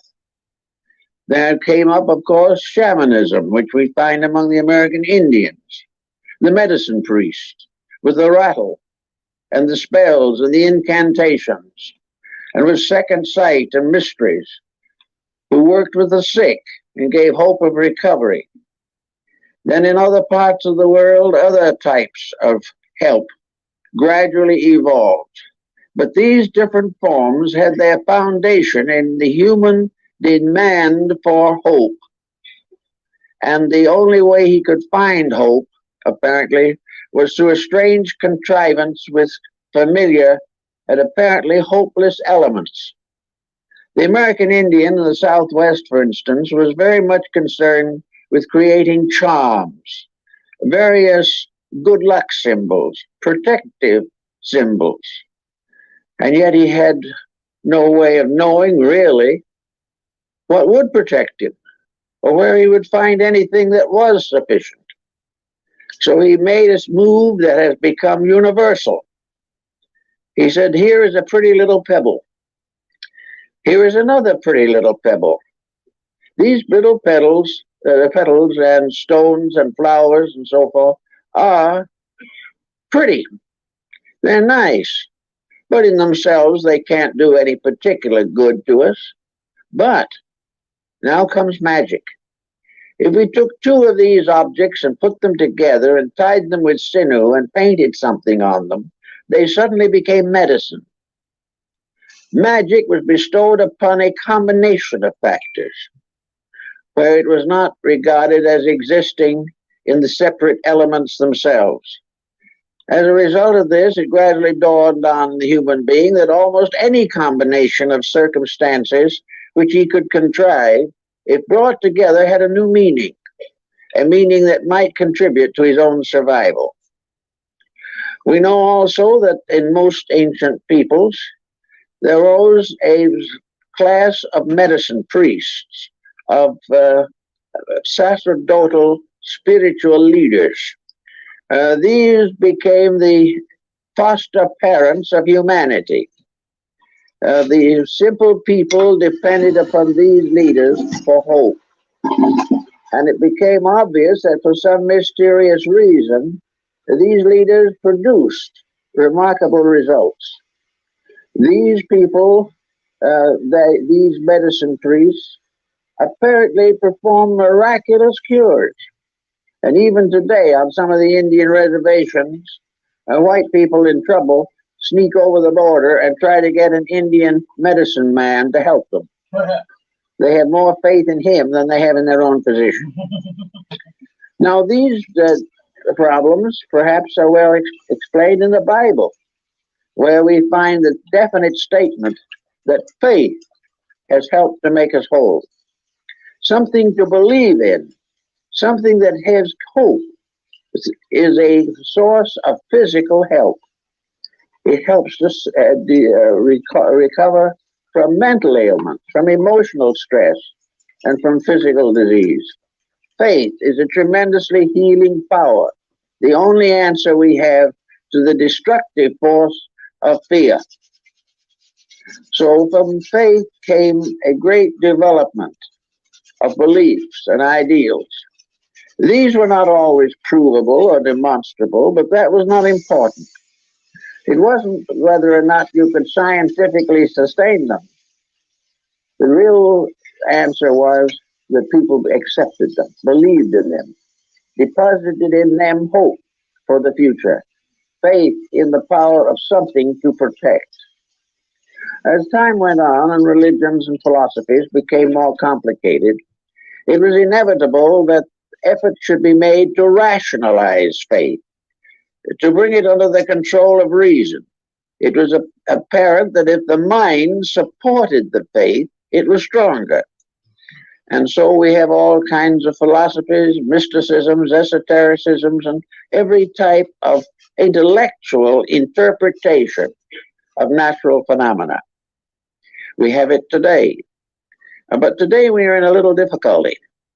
Knowing that faith basically is the very cornerstone of survival, we find that many forms of knowledge, particularly scientific knowledge, exist largely to destroy faith. They want to take away from us the belief in those very invisible principles upon which we have learned to depend for peace of soul and peace of mind and peace of heart. So in this confusion, a great many persons have lost their spiritual orientation. They have lost their ability to accept the fact that there is a universal good, a universal reality, that life is purposed, that there are reasons for things. And as gradually the sciences limit perspective and force the individual into a constant acceptance of material things as the only realities, as this goes on, faith dims, hope fades away, and the individual is reduced to a state from which he escaped ages ago by rising above the level of materialistic, primitive existence. Now, in the course of all this problem, certain facts of human life became increasingly obvious, and these facts of life are perhaps somewhat summarized in our relationship with the mystery of death. It is a problem that the primitive man never could understand. He tried to dramatize this mystery. He tried to glorify it. He placed a treasury of art, beauty, and wealth in the tombs of his kings. He did everything to imagine that man after death lived in a beautiful land, but he had no way of proving it. He had no way of justifying it other than by faith. But this faith was so important, so desperately needed, that gradually a new type of interpretation of life was built upon faith. Faith justified, not rationalized. it became obvious that there had to be some reason for existence. Materialism destroys that reason. Idealism supports that reason. And faith lingers and clings desperately to support, to something to make things better. Omar summarizes it in one of the quatrains when he says, "Strange is it not, that of those myriad few before us passed the gates of darkness through, not one returned to tell us of the way that to discover we must travel to." This pessimism was something that sickened. Pessimism is always a disease. It never amounts to anything constructive. But pessimism is an inevitable result of a hard, sharp look at circumstances without inner enlightenment to sustain us. So the problem of building this inner light can become very important to all of us. In the course of time, the ancients developed a way of tying divinity closer to humanity. It was rather obvious to most people, even when they were comparatively savage, that no deity could listen to all the prayers of mankind, could listen to the 2 or 3 billion prayers that go up now every day to some gracious providence for help, for something to build hope upon, something by which the individual escapes the isolation of his own insufficiency. So gradually the invisible world was organized, not by proof, but by necessity. This organization did, however, result in visualization. For the dreams that the individual had about the invisible world behind him and beyond him gradually came through in sleep patterns, resulting in an elaborate symbolism of inner survival. This is found in practically all the esoteric arts and sciences of antiquity that have descended to us. They have developed symbolisms of hope, symbolisms of survival, symbolisms of transformation, by which the suffering and ills of society can be transcended. In this particular phase of the subject, therefore, we have gradually enlarged the concept of God. We enlarged it in one way and reduced it in another.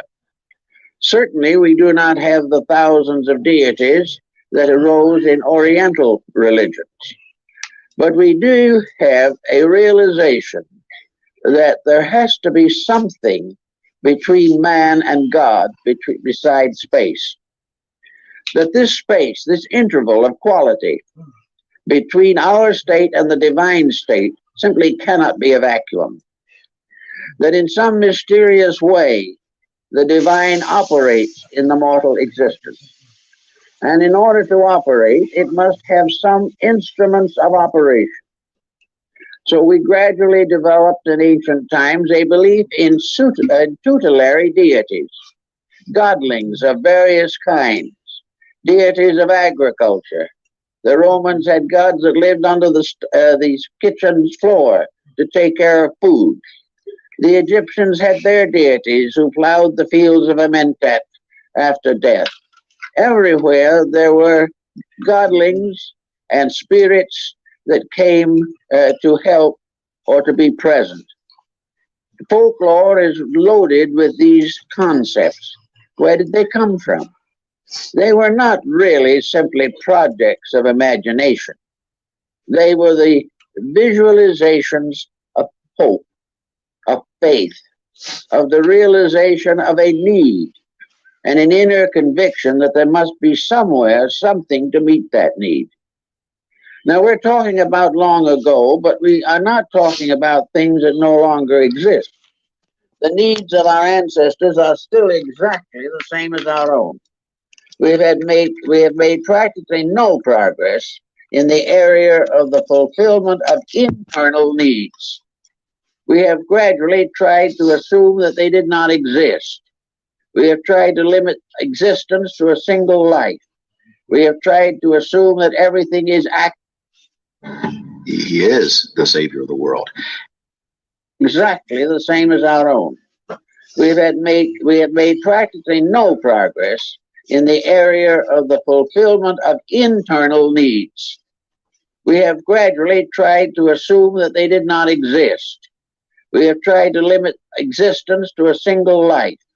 We have tried to assume that everything is accident and that all traits are hereditary. We do not have any solution to the great hunger of the human being for inner strength, for the power to meet the pressures of a world around him constantly betraying the world within him. In this emergency, we find, therefore, in every major religion of the world, a development of intervening deities, beings of various qualities that existed between the final ultimate theology and the common mortal life of man. In Christian philosophy and religion, these have generally been called angels or archangels. They were messengers of the divine. These, as messengers, became very important. They brought the legends and mysteries of faith necessary to the fulfillment of spiritual realities. There also arose the negative counterpart of these. For as the messengers came from above to bring light to man, so below human beings rose to high degrees of spiritual development, and saints and heroes began to intercede for human beings before the throne of deity. So a network of intercessions was created, a network of hope finally more or less justified by a network of speculations. Now, as time went on, these speculations became more and more firmly established in the human mind, until in many instances, these are no longer speculations. They are now traditional facts that have come to us through the wisdom of our ancestors.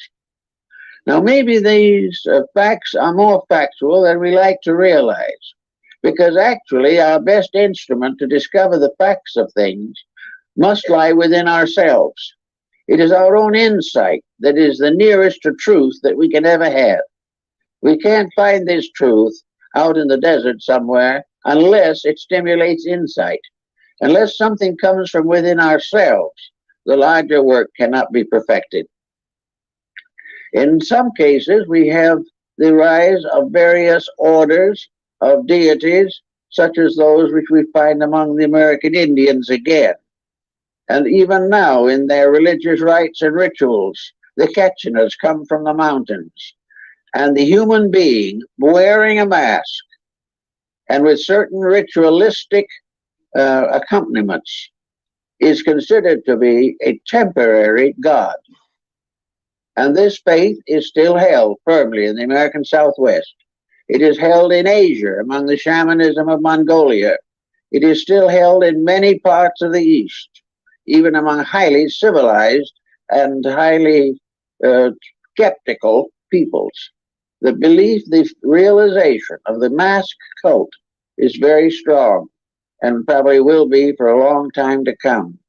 I remember when I was up in the northern end of India towards Darjeeling, that a group of Tibetan dancers came down to give a performance for the strange visitors from afar.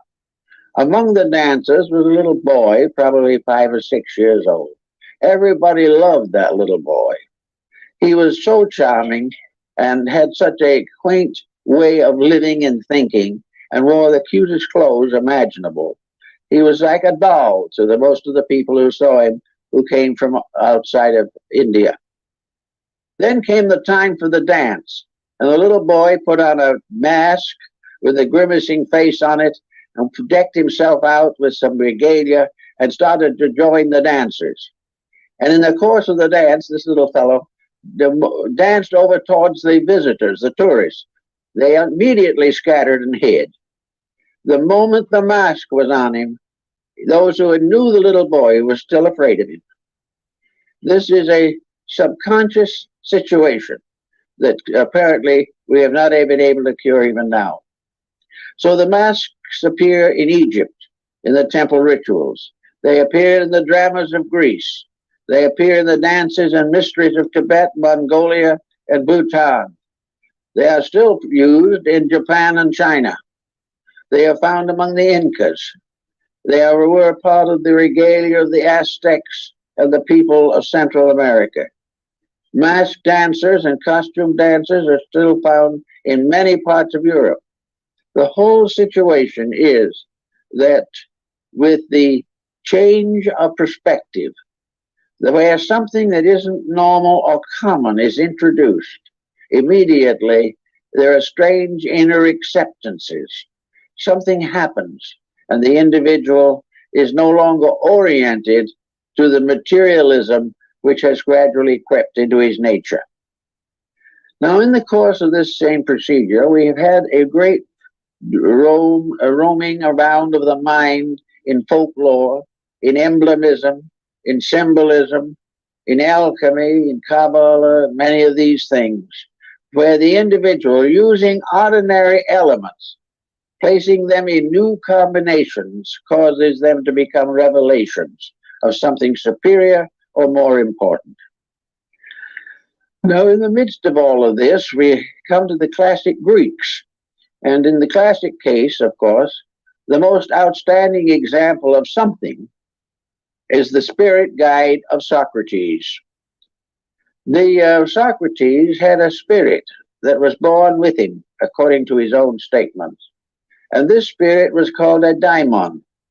Our word demon comes from it, but it is a use that was made after it was assumed that all these pagan deities were devils. Actually, the daemon was not an evil spirit, but a friend, a guide, and a counselor. And wherever Socrates was in danger or difficulty, his spirit came to him.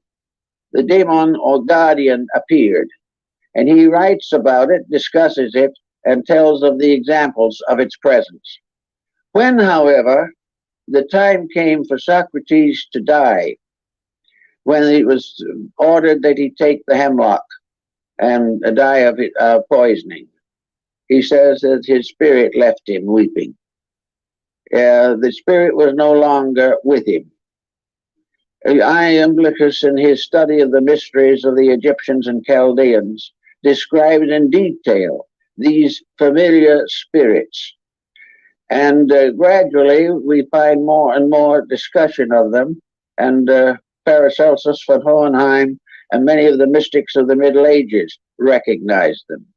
They were also recognized by the early church, that there was something that came along and sort of protected and helped and guided and became an invisible parent to a visible orphan, not necessarily because he lost his family, but because he was an orphan as far as his inner life was concerned.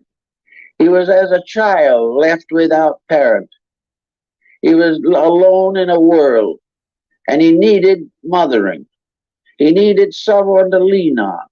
He needed something to strengthen and protect him in his efforts to live a good life. And so out of this came the concept of the guardian angel. The guardian angel, according to the stories about it that have come down to us, came into birth with the person itself. The angel came and remained with the person throughout life. And then when the person died, the angel appeared to testify before the throne of deity of the virtues of the person it had protected through the years. Now, this concept was never officially part of the Catholic or early Christian church, but it was said to be of the mind of the church. That is, it was accepted. A feast day was set aside for it, and as early as in the 4th and 5th centuries, it was discussed by the early church theologians. The direct source of the concept may have been the various nymphs and spirits of the Greeks. Also, the various guardian spirits and beings that protected the Egyptian living and dead. The direct form of it seems to have originated in Chaldea or Babylon. But there is no religion in the world of any importance today that does not have angels. They are found on the Buddhist monuments and in the beautiful Buddhist paintings and in the various statuary. They are found in China, in India, and Burma. They were very important in Persia. They occur frequently in the literature of the Orthodox Jewish faith. They are part of the Christian story, and they find them arising wherever the human being has been in the urgent need of help. They are a very essential part of the basic philosophy of Islam. So everywhere there are the beliefs in these beings. Beliefs that there are beings that can help and can stay with the individual throughout life. These invisible beings are sort of guardians, protectors. They are foster parents. They are the proof beyond all doubt that the human being is never left without guardianship and without love. These beings are a kind of mysterious benefactors. Sometimes they are regarded as having come from some great heights beyond human understanding. In the Christian and Jewish concepts, the angels are represented as winged because they are constantly able to travel inconceivable distances to fulfill the needs and missions. They are also bringers of annunciations. They are revealers of great spiritual happenings. They are the sources of visions and all kinds of spiritual experiences. The artists of the Renaissance and earlier have made some magnificent paintings of the guardian angels and of the angels of the presence. And the ancient countries believed that they had angels that guarded their countries. And it was long believed in the Jewish people that Michael, the archangel, was the guardian of Israel. All these different beliefs finally came down to a problem of seeking some form of rational explanation for them. To have a belief that goes all over the world, accepted by some of the world's finest minds, that is not provable or demonstrable in terms of fact is always a difficult situation to face. And yet it has not interfered markedly with the belief in these beautiful beings who are the particular custodians of the divine love, sharing it with mortality and bringing it into the world. The Egyptians gave us some psychological clues to this situation. And also we can come down now to the physical problems of today to see if we can understand the psychology behind this particular situation. Perhaps best expressed by one of the mystics of Europe, namely that where there is a great necessity, that it must be filled. It must occur if it is necessary. And where there is a great need for some form of spiritual security, it is certain that nature bestows it. The only thing is we are not quite wise enough or not open enough to understand what is actually happening. But here today, we are in a world of lonely people. People who are losing faith in themselves, losing faith in their society. Fear is becoming one of the most common of all emotions. We are more lonely, perhaps, than any time in the last 2,000 years. But we remember the journey of man as described by Plotinus, where he said, life is a journey of the lonely to that which is alone. In other words, the individual goes to that which is the final supreme end of all existence, deity. And that deity in a strange way is also alone. having nothing to depend upon except its own internal eternity. So in this phase of the matter, it is natural and was natural throughout all the crowded and suffering periods of history for humanity to build some kind of an image of faith, of hope, of charity, and to gradually lean more and more upon this without really knowing what it was all about. And the proof of the existence of the guardian angel did come to a great many people. It came in strange ways. The fulfillment of prayer, the individual asking for help, depending only upon the help of the invisible, received that help. And as a result, it seemed inevitable that all this faith was real, that all these hopes and prayers and divine expectations were part of a divine plan and not a mirage arising in the human mind itself. Actually, of course, there is no doubt in the world that the great benefit of the belief in the guardian angel was the fact that it strengthened character, that it provided inducement for virtue, that it made it easier to understand, easier to bear burdens, and to realize that no matter what happens, or how often it happens, or where it happens, no one is ever alone.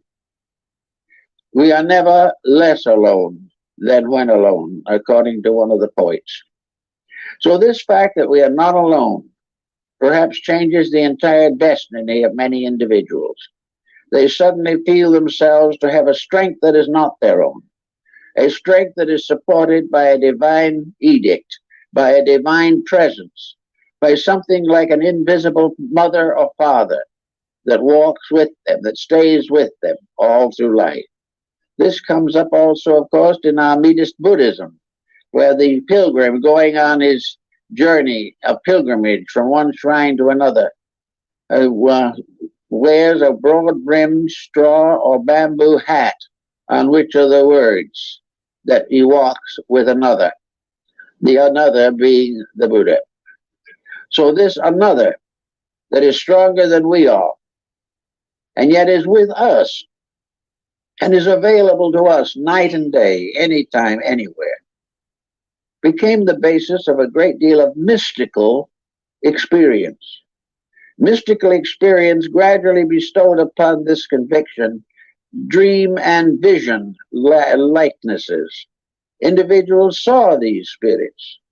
Paracelsus describes in detail all the nature spirits and the gnomes and the undines and the salamanders that ancients believed were the custodians of flowers and plants.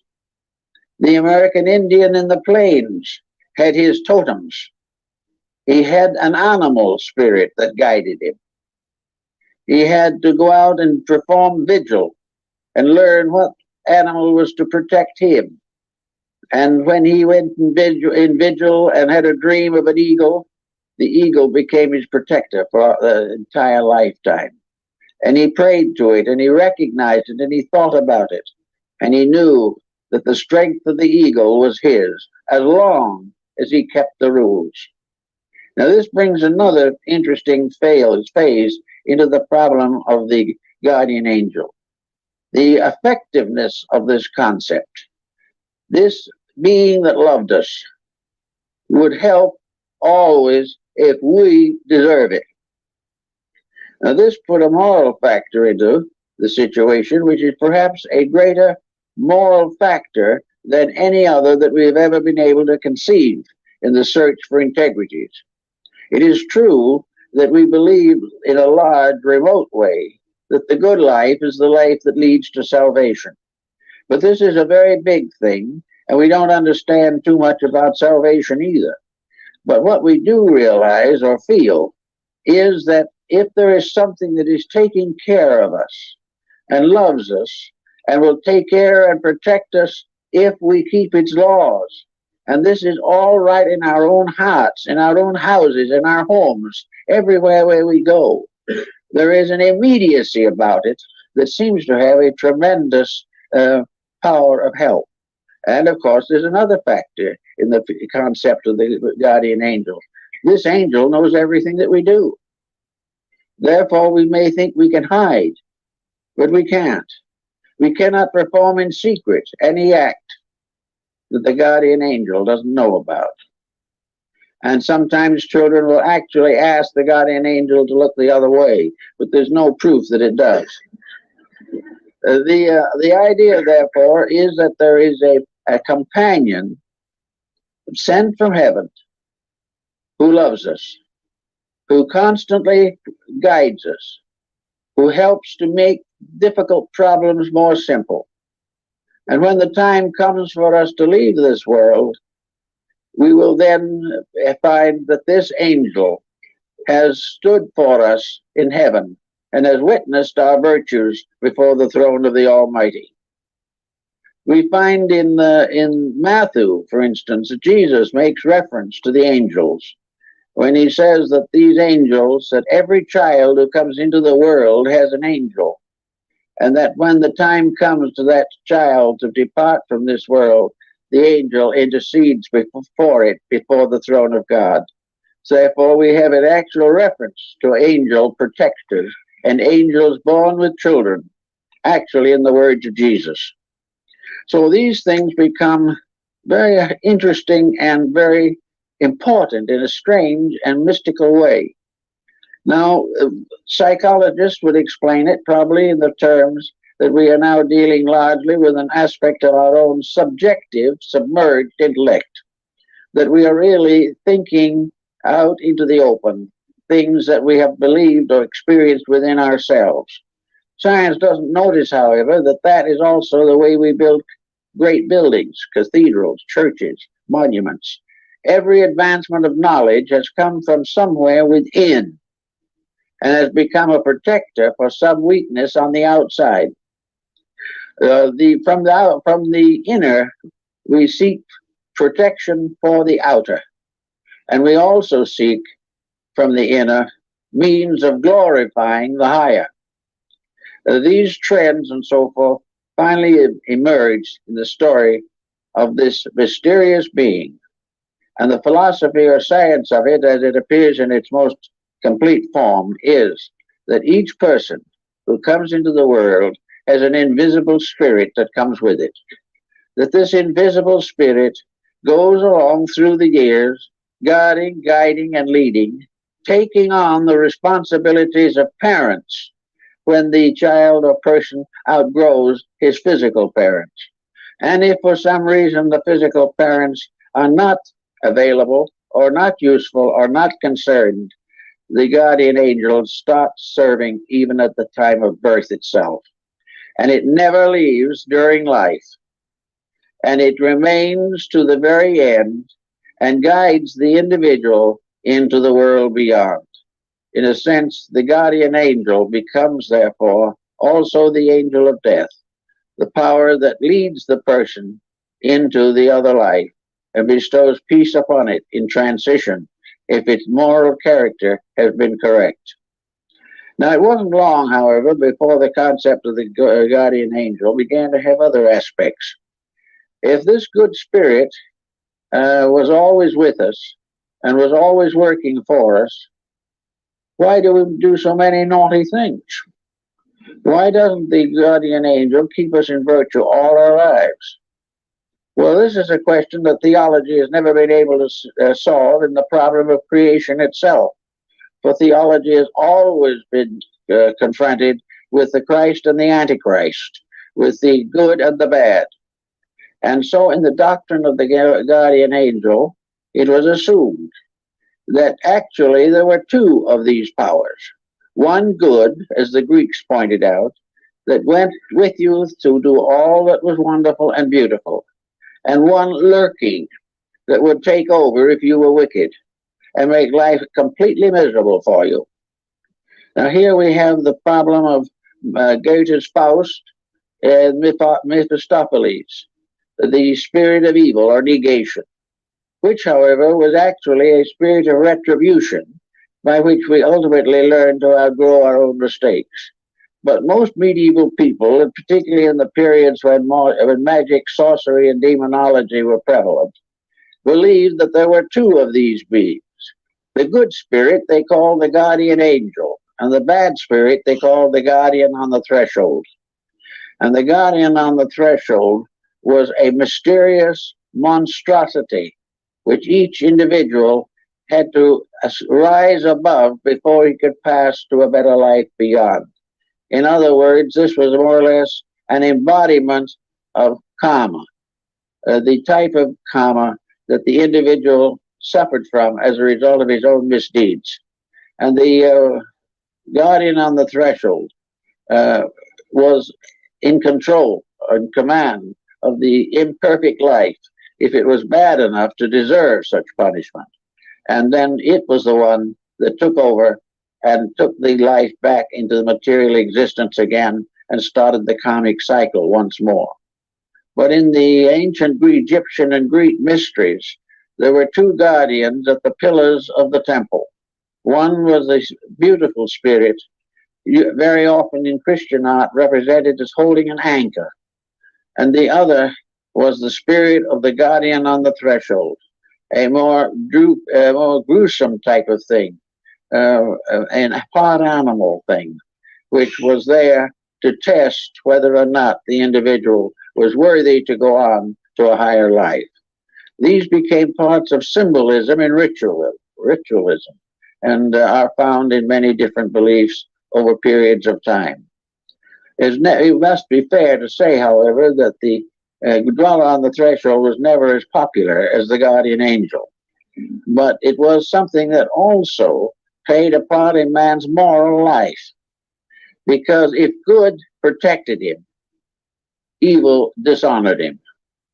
And the most important point was that death did not end either.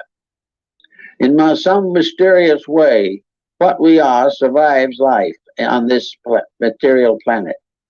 Therefore, the idea that we could escape by becoming eternally unaware, if we would simply cease to exist, was something that the ancients couldn't contemplate without asking certain relevant questions. One was, if it is possible, or if it is inevitable that we cease, then there is really no explanation for why we exist at all. There is no possible idea sensible to man that even in his own limited perspective he contemplates that would put a situation such as we have here and end it with oblivion. We can't imagine the long and painful years of living, the consecrations and dedications, the virtues and the vices, the values and the mistakes, that all ends in nothing. The human mind just couldn't contemplate that. It required a scientific education to be an atheist. Without that, you just can't make it. But if there is something beyond, then that something is worth thinking about. It's also worth striving to understand. And in about the early 17th century, we had the rise of a great Christian mysticism, a mysticism which was gradually secularized, but which began undoubtedly in the early church itself. In this mysticism, there were contemplations and thoughts. We had experiences such as those of Emanuel Swedenborg. We had the rise of Spiritism in many forms, and finally of spiritualism itself. All these things were man reaching for hope. During World War I, a great many families were disrupted by the loss of a loved one. Immediately, there was a rise of interest in spiritualism. Arthur Conan Doyle, Sir Oliver Lodge, and others spearheaded a revival of spiritualistic phenomena because of loss and pain, because of man trying to understand why the problems of sorrow should be brought to the earth by man's own conniving, why he should make for himself tragedy and involve others in it. So the whole problem of the guardian angel finally summarizes in man's infinite need something to help this sadness, this deprivation from which so many suffer. And this type of thing is especially noticeable probably in the older age groups. So many older people live alone. So many are disillusioned, embittered. Many live with their griefs day and night. Others try to forget everything. And always before them is a curtain, a veil, through which they must sometime pass. Without something to help in this, it is inevitable that the human estate would not be glorified. But the answer does seem to be in the realization that there is something. There is something there to protect us, something there for us to understand and to do something about. And little by little, it was introduced into the fact that in some way, this guardian angel could communicate with us. You communicate with us actually, even though we couldn't see it and didn't know very much about it. We felt its guiding influence. We felt that when we were in trouble, it sort of stood by and tried to show us a way out. It was there on cases of temptation. It was there to wag its finger at us more or less reprovingly when we used bad words. Actually, there was something that was another kind of parent, something that would correct our faults, protect our virtues, and be there when most needed. So we began to think about it a little bit, and finally we gave this thing a name. And I think that probably this name problem is the key to the whole thing. We said that the guardian angel communicated with mankind through conscience, that some mysterious way, conscience was a being, an entity, and that entity was constantly there to help. That somewhere in our known natures there was a realization of good and evil that was superior to dogma, theology, or the vicissitudes of an inconsistent economy. Somewhere in us there was something that said, oh, don't do it. Or on another occasion, you can't say that, it isn't true. And if you go against this guardian angel, they said that it wept. Well, conscience weeps. Because sometimes conscience weeps for a lifetime over one mistake. We do not get over completely the evils that we commit or the problems that we cause for other people. And we can't hide it from the guardian angel. And how could we hide it from our own conscience? Therefore, in many ways, it would appear that the guardian angel is a symbol and an embodiment of the power of the human soul.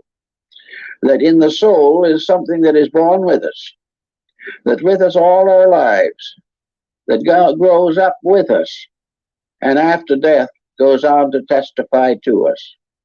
This sort of made a bit of sense with some of the more modern constructive psychotherapists, that in a mysterious way there was something, that there is something in each individual that is better than the rest of him. It is not fair just to simply call it God. It is too abstract. It is true that God bestows life and is the final source of all. But the good life seems to come to those who make certain additional contributions to their own salvation. The good life is for those who some way find a way of truth in the midst of all these difficulties. So the conscience becomes the symbol, or as it says in Hamlet, for conscience doth make cowards of us all. Every time we outrage conscience, we suffer. Every time we go against it, we regret it. And yet, in many cases, conscience is something we would love to forget. We wish we could go against it, because it interferes with so many things that we want to do. But what are the things that it interferes with? We now realize more and more that the things it interferes with are things that we should not do. and that the idea that it is simply a disciplinarian for no good reason, that it is a tyrant, simply cannot be sustained. It is also true that conscience is forever growing in a mysterious way, or appears to be. Whether it is actually growing is not so certain. Perhaps it is manifesting itself a little more all the time. Because things that we might have done at one stage of life without feeling a bad conscience become the source of conscience regrets if we grow older and commit the same actions. And if in any way the conscience does get adversely used, then we realize that there is a support in society for conscience, that conscience is tied into our legal codes, into our ethics, our morality, and all of our human relationships. It is tied into our sacraments and the qualifications of faith. It is bestowed in the problems of baptism, and it is with us in the last moment of extreme unction. The conscience is right there. And if we do really believe that it is there, and is our power of right, and is our ever-present strength in time of trouble, then it becomes a very valuable and important part of ourselves. Also, there seems to be some relationship between conscience now and conscience in the past. We seem to be born into this world on different degrees of conscience levels. Some have a higher standard of what is right than others. Some have one virtue, some have another virtue. And in religion particularly, the education of these virtues can be largely sectarian. Some religions consider virtues other things that we and other faiths believe to be vices. So conscience is related intimately to our own needs, our own degrees of understanding, our own insights into values, and the immediate problems that we must face on our own social levels. So let us assume for a moment now that conscience has become, say, the voice of the guardian angel. And it certainly can well be considered as such, because we know that these impulses arise, and we realize socially and other ways that when we go against them, there is trouble. Now, if we go against them, this other little problem of the guardian on the threshold will come into focus. Once we begin to deceive or corrupt our integrities, it becomes easier and easier. And false guidance comes to us. A false guidance which is largely the result of the pressure from the outside, so that we divide between the guardian angel and the guardian on the threshold in this way, that one, the guardian angel, represents the descent of spiritual grace. The other, the guardian on the threshold, is a false concept or false standard of integrity that is built upon the contamination by worldliness. So one is a contamination and the other is a regeneration. The contamination part becomes more and more common. But as we watch around us, we see that it is always a spirit of decline. It is always something that is destroying rather than helping. We realize how war destroys, how crime destroys, how degeneracy destroys. And we know that the appetites to these things do not originate in God, nor do they originate in the good angel or the guardian angel. They are the testimonies of the external sensory perceptions in cases where the individual has never learned to control himself. They represent the pressures of the animal instincts which still lurk within the human constitution. So it all sums up now to one general conclusion, that at least in part, the guardian angel is a symbol of the human soul. The soul itself is that power of good which determines our integrities, which guides us and leads us through the issues of life. The soul is something that we can all depend upon. We can depend upon it for all of the strength that is necessary to face the problems of the day. We are never without proper guidance. We are never without the ability to find the way to do things. Now, the Egyptian has a little classification here that was rather intriguing. That in a sense that the human soul is really sevenfold. And the mortal dweller on the threshold is also sevenfold. In other words, the Egyptians believed that man himself had 7 souls. And that after death, 6 of these souls gradually die. But the 7th soul is eternal and goes on to the next embodiment, is reborn, and continues to be the reborn guardian soul in the new life. Now, the 7 souls of good represent the 7 cardinal virtues of the church. They represent the 7 integrities that are regarded as the basis of acceptability in the sight of God. Each of these has its own areas, and it becomes obvious that in the course of evolution, some of these virtues either no longer are effective or are transformed in some way. The lower virtues that belong to the physical life, of course, are the ones that die first, because we do not take them so far into the other life. We do not go against them, but we no longer need them. And finally, the radiance of the great soul principle itself absorbs the 7 degrees of its own nature and becomes a shining mystery, a spiritual planetarium in which the 7 stars of the ancients shine in the structure of the human soul. The soul, therefore, has its controls, its divisions, its subdivisions. And in some instances, the ancients believed that there were several guardian angels assigned to each person for various reasons.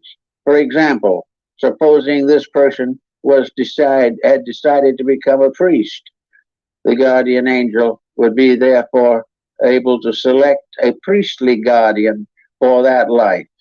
Another one wished to be an artist, and in addition to the natal daemon, as it was called, there was a special angel appointed to perfect beauty in the life of that person. All beautiful and good things come from beings and not from circumstances or incidents. That which is, as one ancient said, that which is great enough and strong enough to bring a man to his knees in the presence of a great painting is not dead, it is alive. Beauty is a living thing. Beauty is a part of the soul.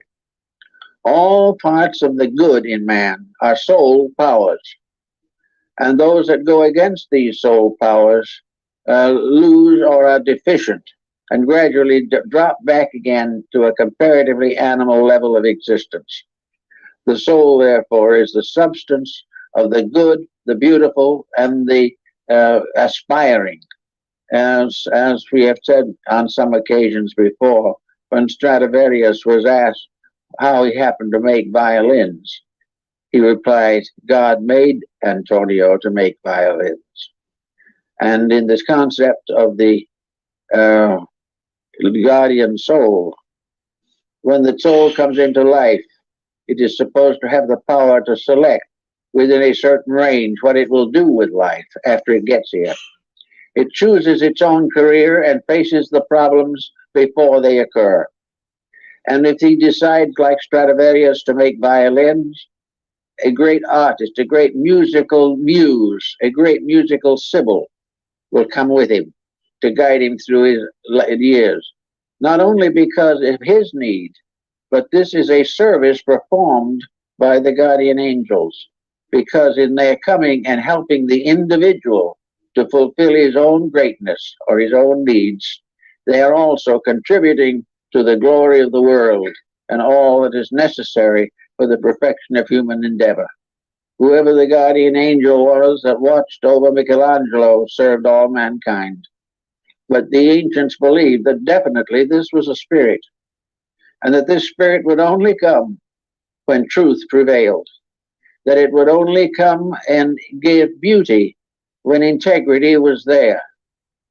And there is a story of a couple of art critics wandering through the Luxembourg Gallery in Paris, and they came upon the works of an artist, and they studied them, and they looked it over, and finally one of them said, "This is an exceptionally fine painting."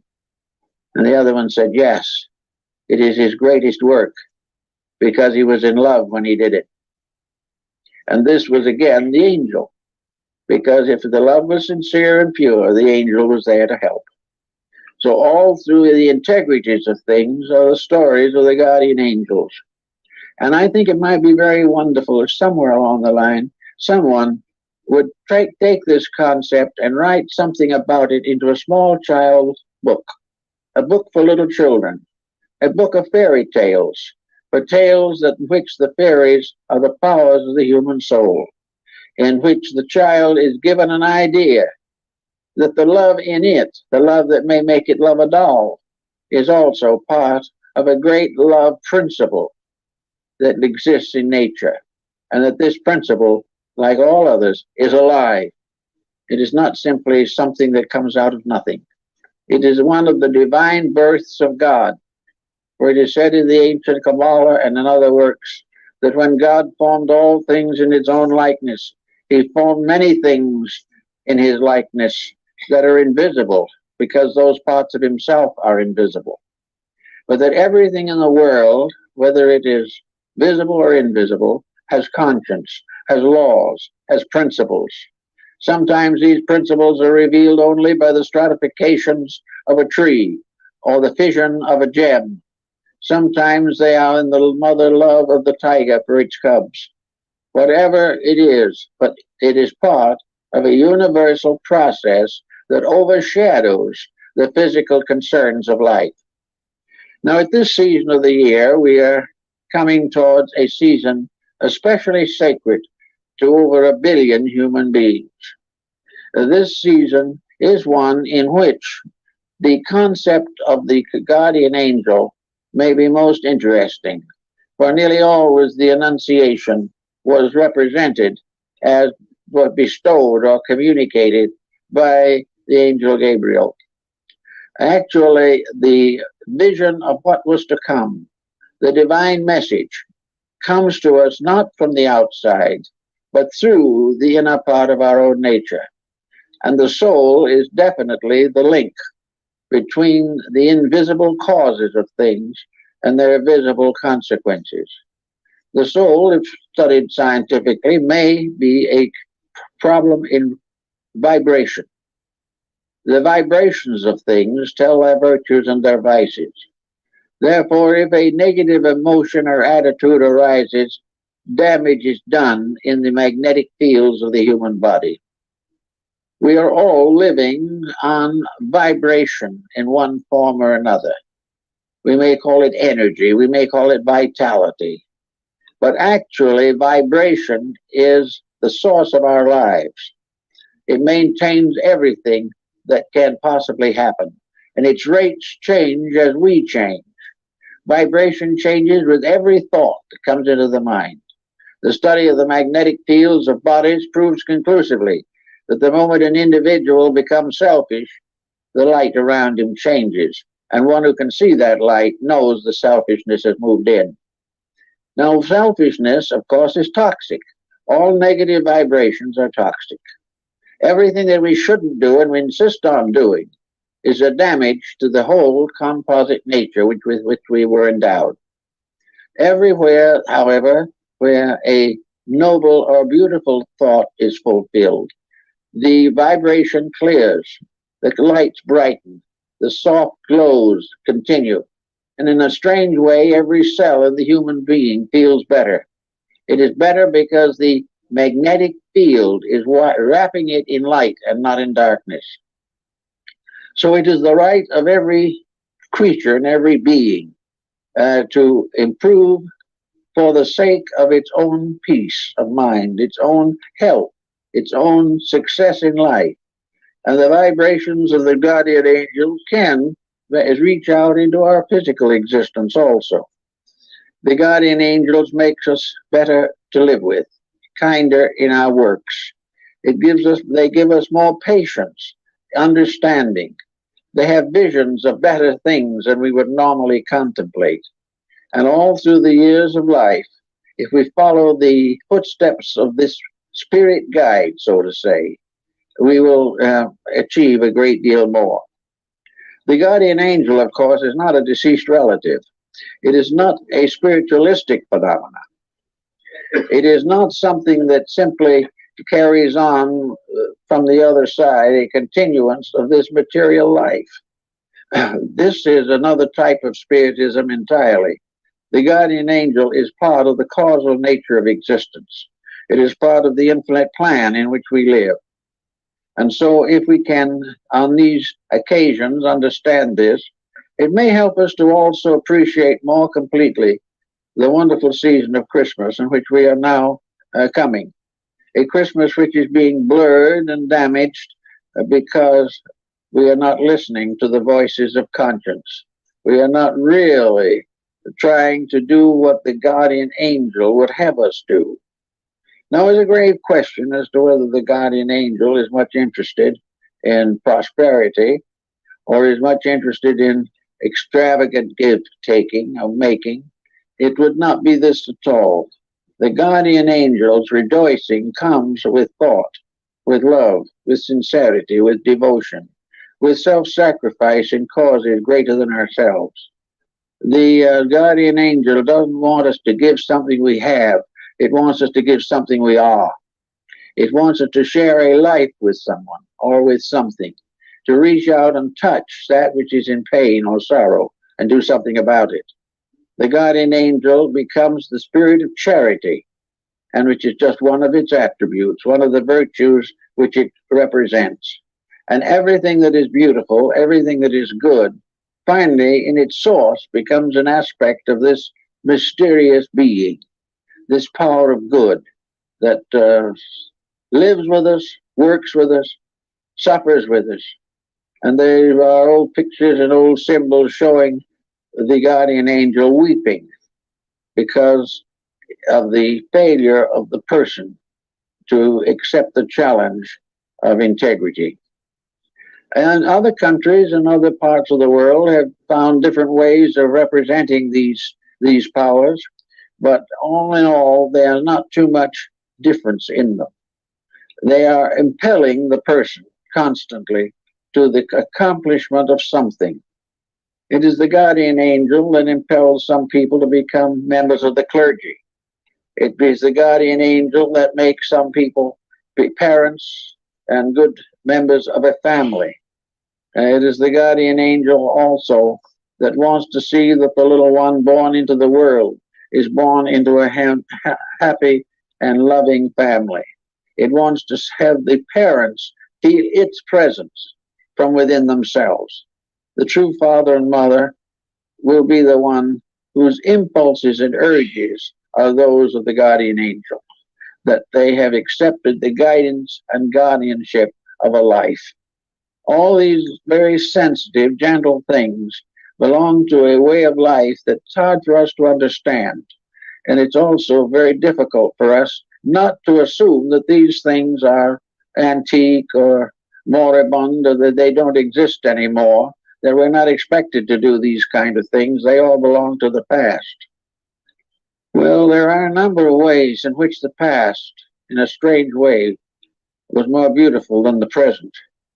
Now, we all know that in the great evolutionary course of things, the past was necessary, that we had to leave it behind. But there is no reason why any of us at any time should leave behind anything that is good that was ever in the world. Because all this good is locked within the concept of the guardian angel. It brings with us the wisdom of the past. It gives us the insights and the moralities and the integrities of long ago. It bestows the impulses to dedications, to self-sacrifice. It creates the people like Mohandas Gandhi. It also creates the Abraham Lincolns. These are people living by virtue of the soul within them. Each one has gradually revealed out of its own life the workings of the guardian angel. And all guardian angels, when they work, transform people into guardians also. The guardian angel was the power that manifested itself in Lincoln when he became a guardian of a new way of life in this country. The guardian angel always works through service, through giving, through sharing, through contributing various virtues. In the ancient times, the people like Pythagoras had their spirits. Pythagoras was regarded as an embodiment of Apollo. He also had an attendant muse that was with him. Each of these people, according to legends, were guided by mysterious beings that accompanied them.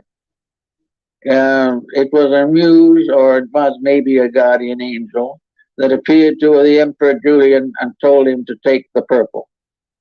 He only reigned for less than 2 years, but the angel told him that was his duty.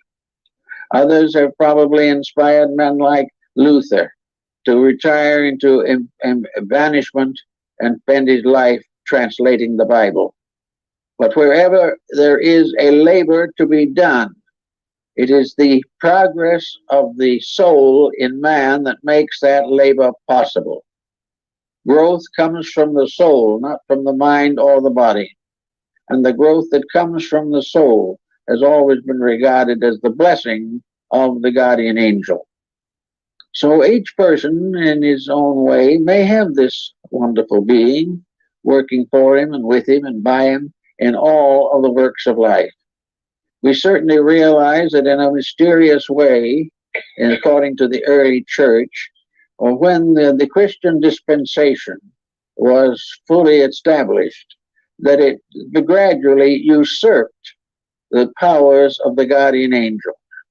And one of the early church fathers said that the guardian angel of the whole world is now the Spirit of Jesus Christ. That the guardian angels are all given their authority to him. But on the other hand, the church admits that he works through the guardian angels also. They bow before him, but they still do his work. So there was this belief in the church, and it has continued to the present time, that man is never left without help. That even when things seem to be so bad you do not know what to do next, where tragedy seems to move in on every side, that there is not only help, but insight. Another virtue of the guardian angel is insight. Our tendency is to accept and reject without much consideration or thought. We do as we feel like doing, and we try to accept things as we feel about them and not give much attention. But insight is the power of the individual, which when strengthened by a faith in the presence of a guardian spirit, the insight is what the guardian angel tells us about the real reason for the things that happen. The guardian angel then gradually brings through conscience and through inner experience the realization that everything that happens to the individual is important. Everything that happens is a discipline of some kind. It is a kind of an initiation into the great mysteries of existence. Every sorrow is an opportunity to grow bigger. Every loss is a gain of some kind. Everything we have is a challenge for use. Everything we lose is something to give up with graciousness and kindness. Every friend is to be cultivated. Every enemy is to be reconverted into friendship. There is nothing negative to be left unchanged, nothing that is positive to be overlooked. This becomes perhaps the greatest of all Christian disciplines. It becomes perhaps the fulfillment of the whole story that we recognize in the life of Christ. Christ represents to many people some being from God who came to protect people, to save humanity from the weaknesses of their own natures. And this process of saving is not to be fulfilled or cannot be fulfilled unless the Christ in you performs the labor. And in a sense, these guardian angels are the aspects, ministers of the Christ power in man. And they follow the commandments of the New Testament and of the Last Supper and the Sermon on the Mount. For the guardian angel tells us to keep the rules. The guardian angel says, forgive your enemy. Now, we don't have to forgive the enemy. We have the power of limited determinism, as St. Thomas Aquinas called it. We don't have to forgive the enemy. But if we do not forgive the enemy, we have lost contact with truth. Something is lost in us. Something has been done that has defiled us. We have not fulfilled that which our highest spiritual dedication should make necessary. We have allowed personal things, animosities, antagonisms, jealousies, revenges to take over, all of which are abominations, as they're called in the Bible. Therefore, that we all are trying to do is to find the courage to follow conscience, to follow the integrities of life, and to go on according to the spirit of our faith, a spirit which depends for its perfection, its manifestation, and its fulfillment upon us. And in that moment, we say, I can't quite make it. I'm not strong enough. There's too much pressure against me. I'm just not big enough to do it. I'm not strong enough. I'm not wise enough. I haven't enough insight to forgive this person who has injured me so long. I can't get over the grief or the grudge or something of this nature.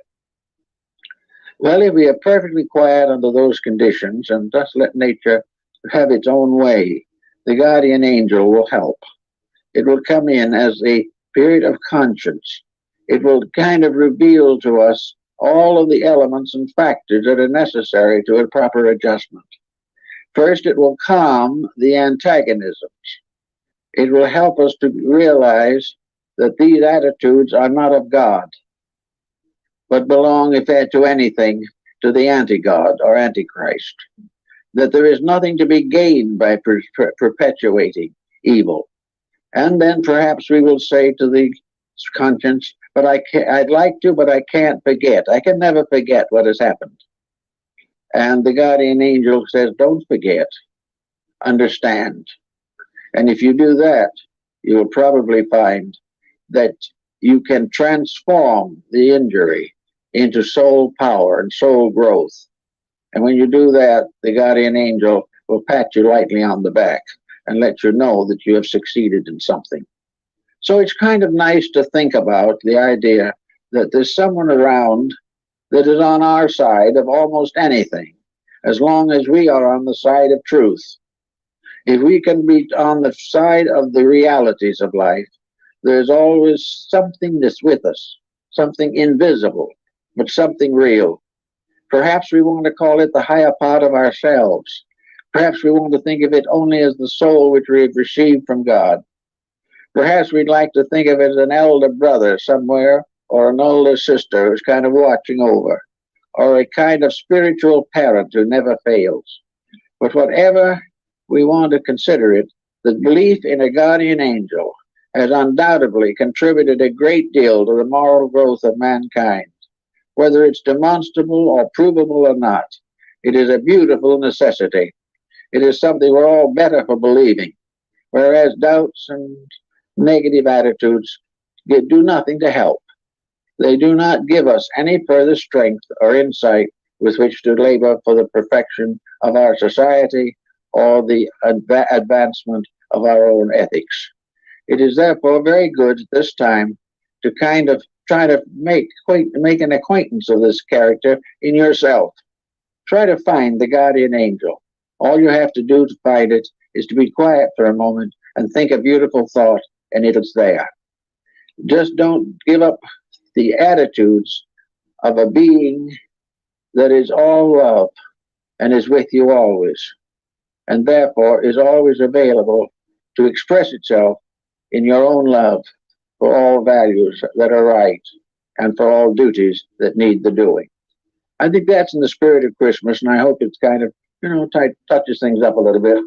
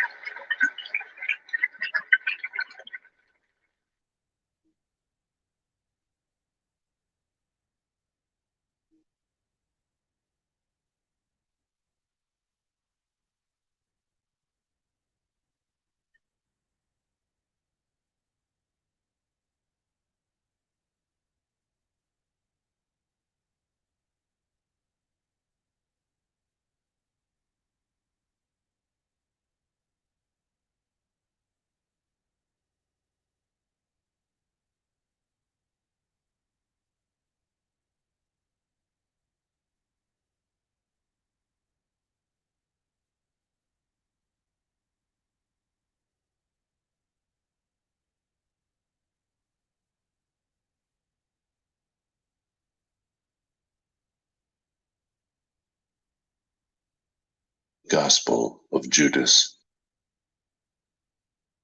It should be stated here that about a third of the text of the Gospel of Judas is either missing or damaged, and thus the listener will hear inconsistencies with the narration. Introduction. Insipid. The secret account of the revelation that Jesus spoke in conversation with Judas Iscariot during a week 3 days before he celebrated Passover. The earthly ministry of Jesus. When Jesus appeared on earth, he performed miracles and great wonders for the salvation of humanity. And since some walked in the way of righteousness while others walked in their transgressions, the 12 disciples were called. He began to speak with them about the mysteries beyond the world and what would take place at the end. Often, he did not appear to his disciples as himself, but he was found among them as a child. Scene 1. Jesus dialogues with his disciples. The prayer of thanksgiving, or the Eucharist. One day, he was with his disciples in Judea, and he found them gathered together and seated in pious observance. When he approached his disciples, gathered together and seated, and offering a prayer of thanksgiving over the bread, he laughed. The disciples said to him, "Master, why are you laughing at our prayer of thanksgiving? We have done what is right." He answered and said to them, "I am not laughing at you. You are not doing this because of your own will, but because it is through this that your God will be praised." They said, "Master, you are the Son of our God." Jesus said to them, "How do you know me?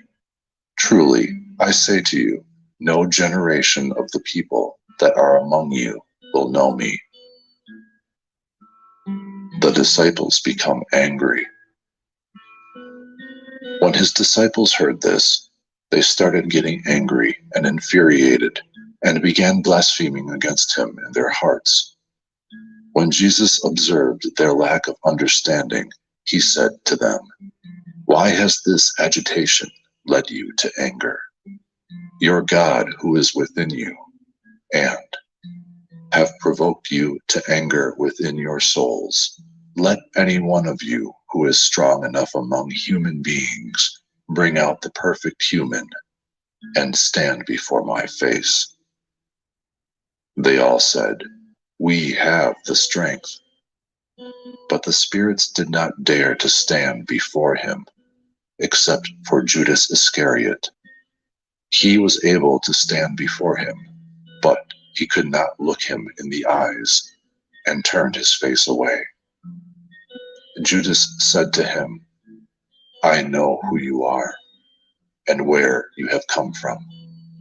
You are from the immortal realm of Barbelo, and I am not worthy to utter the name of the one who has sent you." Jesus speaks to Judas privately. Knowing that Judas was reflecting upon something that was exalted, Jesus said to him, "Step away from the others, and I shall tell you the mysteries of the kingdom. It is possible for you to reach it, but you will grieve a great deal, for someone else will replace you, in order that the 12 disciples may again come to completion with their God."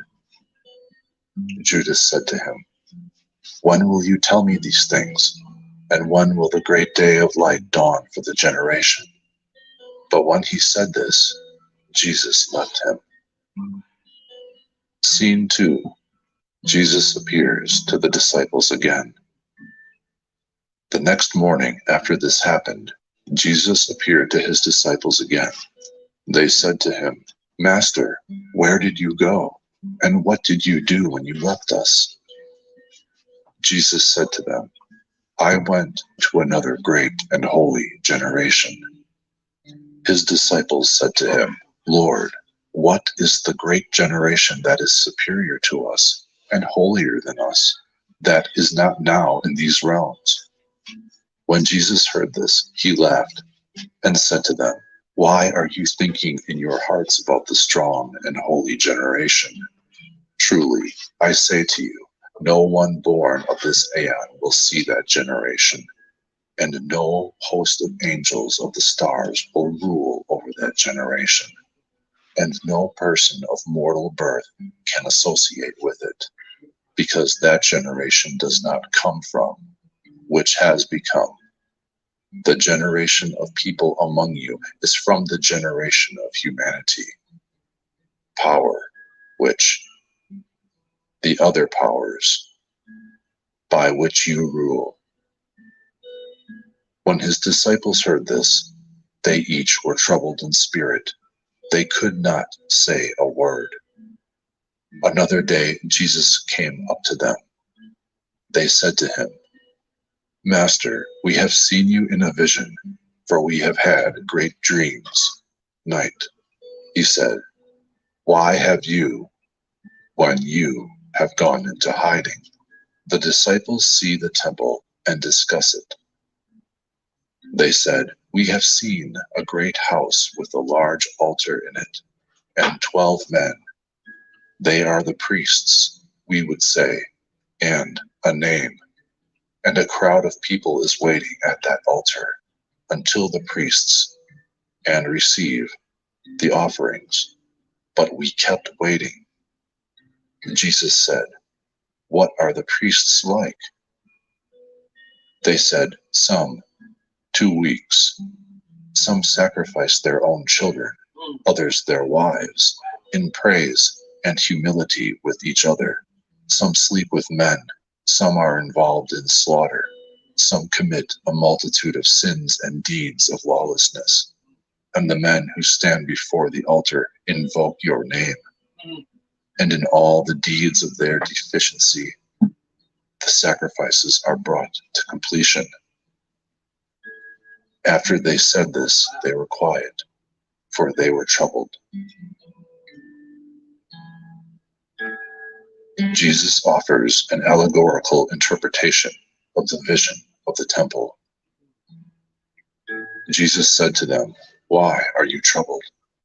Truly, I say to you, all the priests who stand before that altar invoke my name. Again, I say to you, my name has been written on this, of the generations of the stars through the human generations. And they have planted trees without fruit in my name, in a shameful manner." Jesus said to them, "Those you have seen receiving the offerings at the altar, that is who you are. That is the God you serve, and you are those 12 men you have seen. The cattle you have seen brought for sacrifice are the many people you led astray before that altar. Will stand and make use of my name in this way, and generations of the pious will remain loyal to him. After him, another man will stand there from the fornicators and another will stand there from the slayers of children, and another from those who sleep with men, and those who abstain, and the rest of the people of pollution and lawlessness and error, and those who say, we are like angels. They are the stars that bring everything to its conclusion. For to the human generations it has been said, look, God has received your sacrifice from the hands of a priest, that is, a minister of error. But it is the Lord of the universe, who commands, on the last day they will be put to shame. Jesus said to them, stop sacrificing, which you have, over the altar, since they are over your stars and your angels, and have already come to their conclusion there. So let them be ensnared before you, and let them go. Generations. A baker cannot feed all creation under heaven, and to them, and to us, and Jesus said to them, stop struggling with me. Each of you has his own star, and everybody in who has come. Spring for the tree of this aeon for a time, but he has come to water God's paradise and the generation that will last, because he will not defile the walk of life of that generation, but for all eternity. Judas asks Jesus about that generation and human generations. Judas said to him, Rabbi, what kind of fruit does this generation produce? Jesus said, the souls of every human generation will die. When these people, however, have completed the time of the kingdom and the Spirit leaves them, their bodies will die, but their souls will be alive, and they will be taken up. Judas said, and what will the rest of the human generations do? Jesus said, it is impossible to sow seed on rock and harvest its fruit. This is also the way, the defiled generation, and corruptible Sophia, the hand that has created mortal people, so that their souls go up to the eternal realms above. Truly, I say to you, angel, power will be able to see that, these to whom, holy generations. After Jesus said this, he departed. Scene 3, Judas recounts a vision and Jesus responds. Judas said, Master, as you have listened to all of them, now also listen to me, for I have seen a great vision. When Jesus heard this, he laughed and said to him, you 13th spirit, why do you try so hard? But speak up, and I shall bear with you. Judas said to him, in the vision, I saw myself as the 12 disciples were stoning me and persecuting me severely. And I also came to the place where, after you, I saw a house, and my eyes could not comprehend its size. Great people were surrounding it, and that house had a roof of greenery. And in the middle of the house was a crowd, saying, Master, take me in along with these people. Jesus answered and said, Judas, your star has led you astray. He continued, no person of mortal birth is worthy to enter the house you have seen, for that place is reserved for the holy. Neither the sun nor the moon will rule there, nor the day, but the holy will abide, there always in the eternal realm with the holy angels. Look, I have explained to you the mysteries of the kingdom, and I have taught you about the error of the stars, and send it on the 12 aeons. Judas asks about his own fate. Judas said, "Master, could it be that my seed is under the control of the rulers?" Jesus answered and said to him, "Come, but that you will grieve much when you see the kingdom and all its generation." When he heard this, Judas said to him, "What good is it that I have received it? For you have set me apart for that generation." Jesus answered and said, "You will become the 13th, and you will be cursed by the other generations, and you will come to rule over them. In the last days, they will curse your ascent to the holy generation." Jesus teaches Judas about cosmology, the spirit, and the self-generated. Jesus said, "Come, that I may teach you about secrets no person has ever seen. For there exists a great and boundless realm, whose extent no generation of angels has seen, in which there is a great invisible spirit, which no eye of an angel has ever seen, no thought of the heart has ever comprehended, and it was never called by any name." And a luminous cloud appeared there. He said, "Let an angel come into being as my attendant." A great angel, the enlightened, divine, self-generated, emerged from the cloud. Because of him, 4 other angels came into being from another cloud, and they became attendants for the angelic self-generated. The self-generated said, "Let come into being," and it came into being. And he created the first luminary to reign over him. He said, "Let angels come into being to serve him," and myriads without number came into being. He said, "Let an enlightened aeon come into being," and he came into being. He created the second luminary to reign over him, together with the myriads of angels without number, to offer service. That is how he created the rest of the enlightened aeons. He made them reign over them, and he created for them myriads of angels without number to assist them. Adamas and the luminaries. Adamas was in the first luminous cloud that no angel